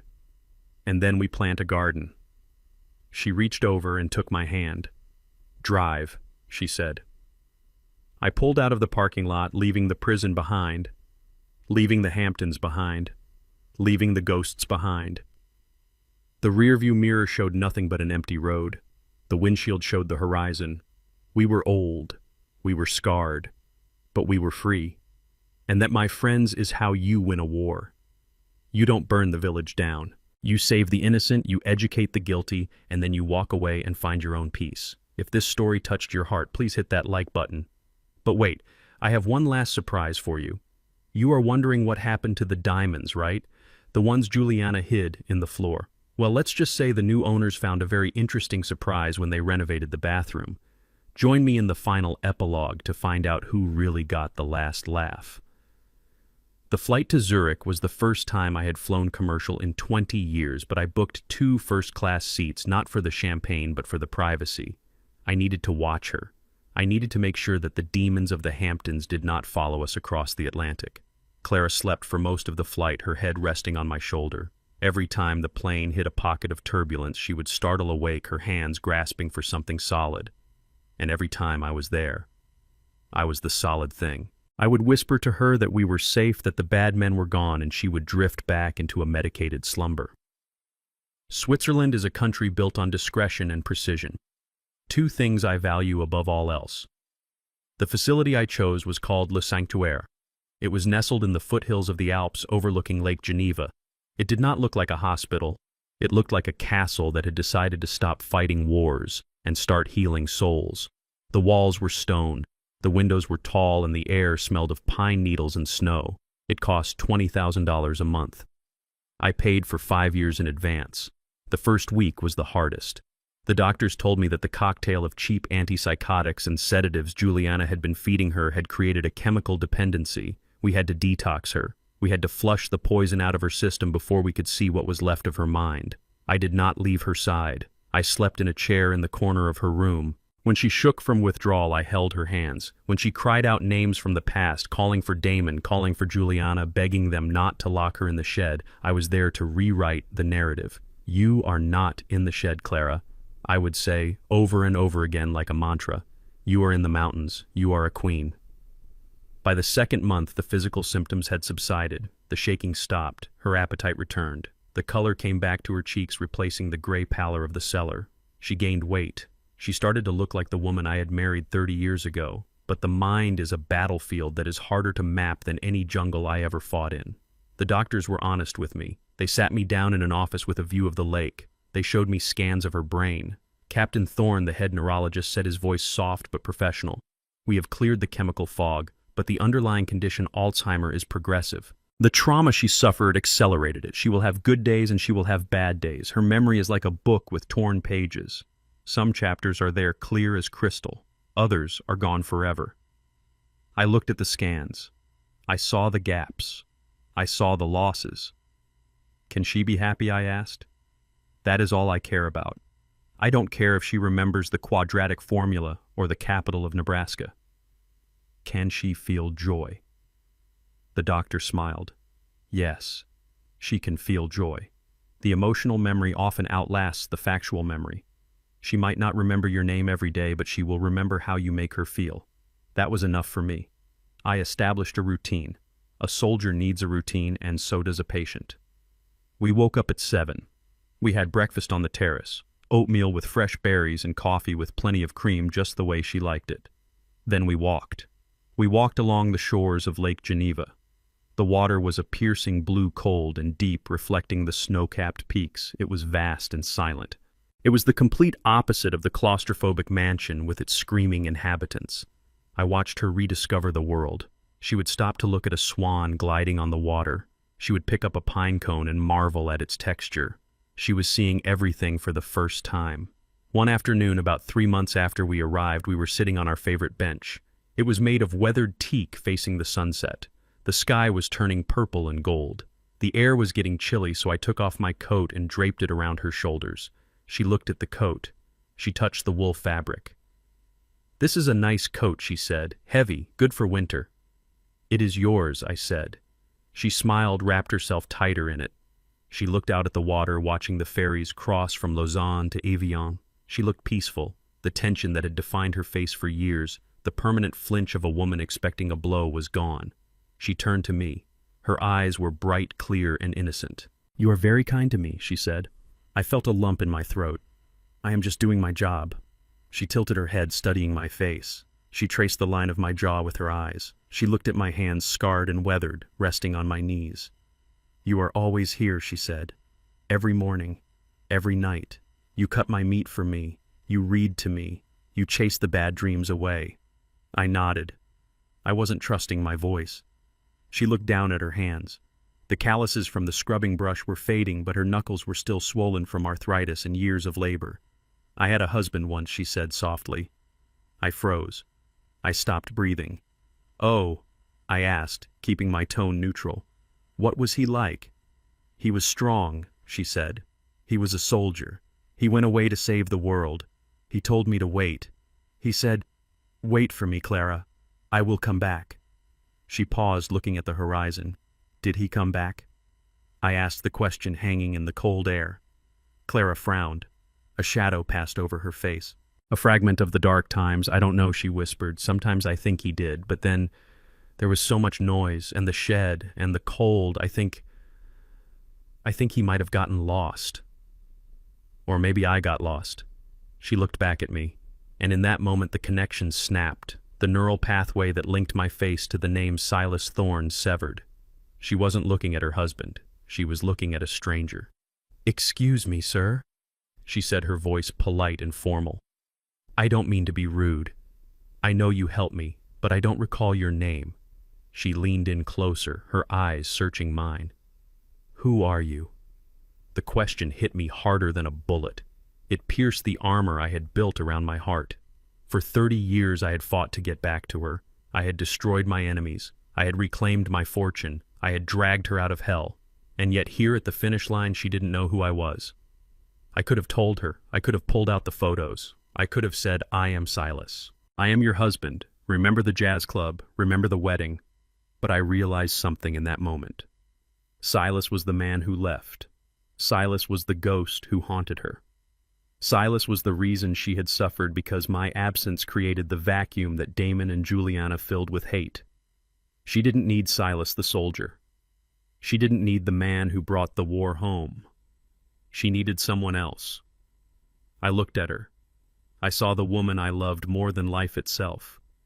And I saw that she was happy. She felt safe. That was the victory. The name didn't matter. The mission was accomplished. I smiled. It was a gentle smile, a smile that reached my eyes. I reached out and took her hand. It was warm in mine. "I am the gardener," I said. She blinked, surprised. "The gardener?" "Yes," I said.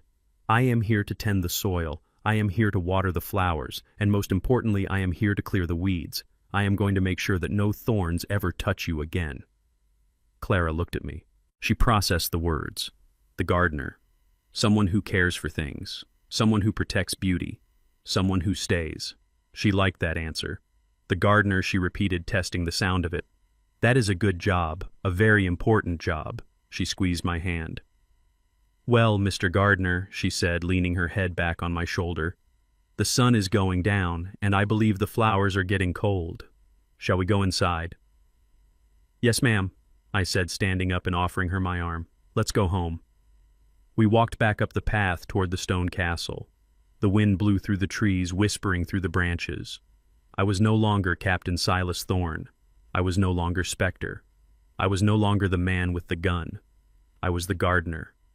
And looking at the woman walking beside me, safe and warm, I knew it was the best rank I had ever held. The war was truly over. The silence was not empty. It was full of peace. And for the first time in my life, I didn't need to look over my shoulder.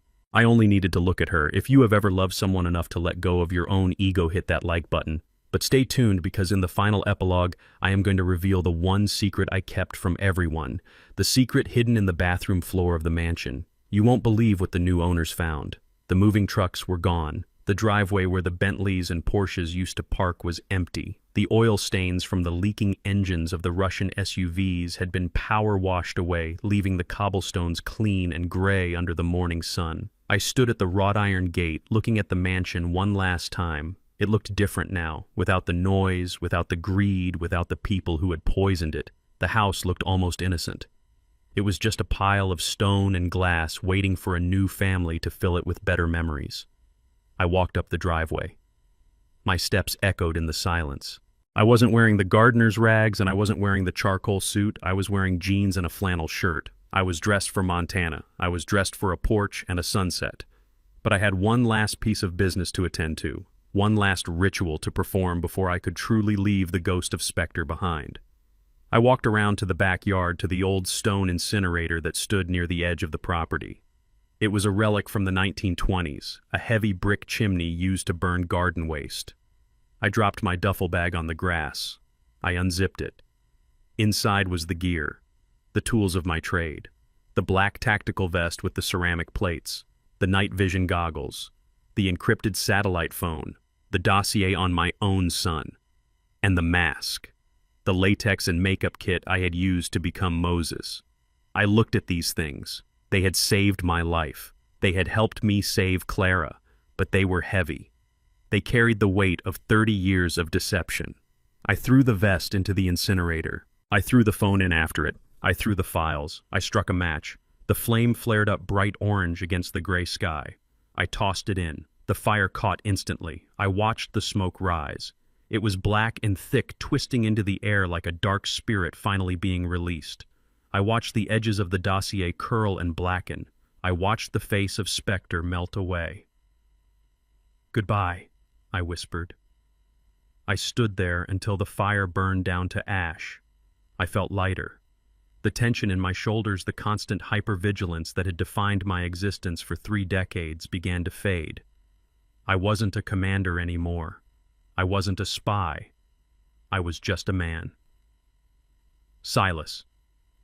A voice called out from the patio. I turned around. Elias was standing there. My banker, my lawyer, my friend. He was holding a manila envelope and a small rectangular object wrapped in brown paper.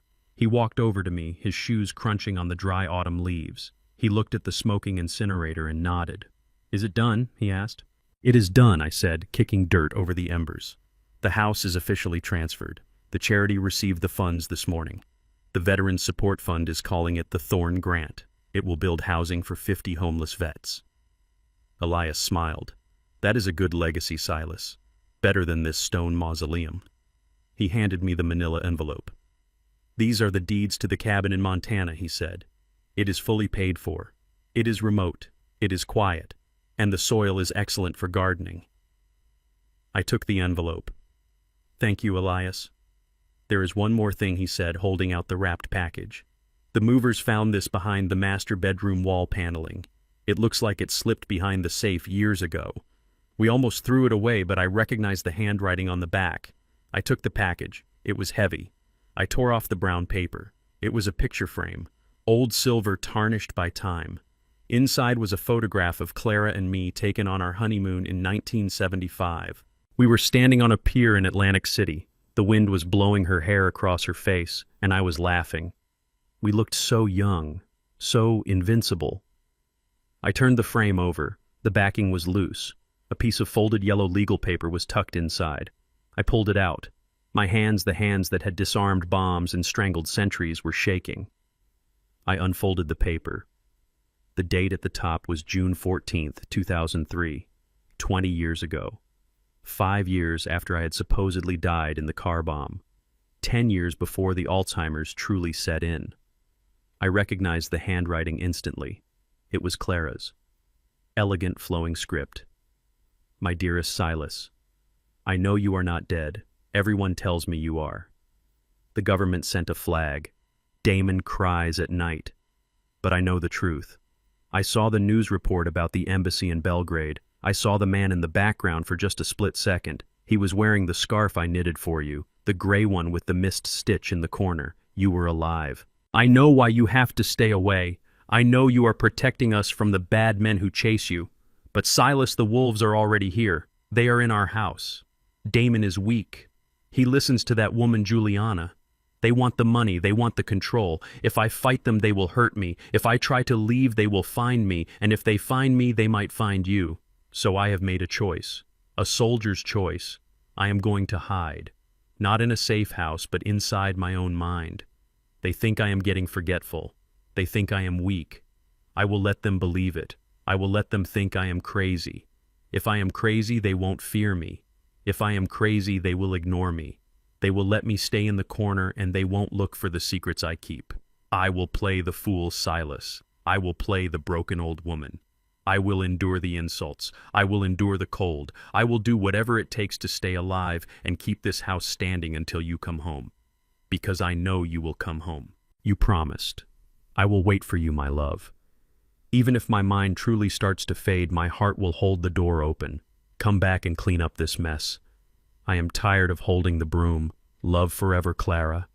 I fell to my knees. The grass was wet, but I didn't feel it. I held the letter to my chest and sobbed. I had thought I was the hero. I thought I was the one making the sacrifice, living in the shadows to keep her safe. I thought I was the strong one, but I was wrong. She was the operative. She was the one who had gone deep cover right in the belly of the beast. She had feigned madness to survive. She had used her own dignity as a shield to protect my secrets. She had endured 20 years of Juliana's cruelty, 20 years of Damon's neglect just to hold the ground, just to be here when I returned. She hadn't lost her mind. She had sacrificed it for me. Elias put a hand on my shoulder. He didn't say anything. He just let me weep. After a long time, I stood up. I wiped my face with my sleeve. I looked at the house one last time. It wasn't a prison anymore. It was a battlefield where the bravest soldier I ever knew had fought a silent war for 2 decades. She won, I whispered. She beat them all. I put the letter in my pocket right next to my heart. Let's go, Elias, I said, picking up the picture frame. The gardener has a date with his queen. We walked to the car. I didn't look back at the incinerator. I didn't look back at the mansion. I drove to the clinic. When I walked into Clara's room, she was sitting by the window watching the snow fall on the Alps. She turned and smiled at me. "Hello, Mr. Gardner," she said. "You look sad today. Did the weeds give you trouble?" I walked over and knelt beside her chair. I took her hand and kissed her knuckles. "No, ma'am," I said, my voice thick with emotion. "The weeds are gone. I found out that my wife is the bravest woman in the world." See, Clara laughed a soft musical sound. "She must be very special," she said, patting my cheek. "She is," I said. "She saved my life." I stood up. "Ready to go to Montana?" I asked. Clara stood up. She picked up her bag. "Is there a porch?" she asked. "A big one, I promised. And a swing." "Then let's go," she said, taking my arm. "I am tired of waiting." We walked out of the clinic and into the rest of our lives. The snow was falling, covering the world in a blanket of white, washing away the past, making everything new again. True power isn't about the weapons you carry or the wars you fought in the shadows. It's about the silent endurance of love. I spent 30 years protecting my country, thinking I was a hero, only to realize I failed to protect my own queen from the wolves inside our den. Justice isn't just punishment, it's restoration. Money can build a mansion, but only loyalty builds a home. And remember, the most dangerous person in the room is never the one shouting threats. It's the gardener quietly sharpening his shears in the corner. And that is the end of my mission. But the fight for justice never really ends, does it? If you enjoyed this story of revenge and redemption, please hit that like button and subscribe to the channel. It helps more than you know. And I want to ask you one final question. If you found out your partner had sacrificed their sanity to save you, what would you do to repay them? Let me know in the comments below. I will be reading them from the porch in Montana while Clara tends to her roses. Until next time, stay sharp and watch out for the quiet ones.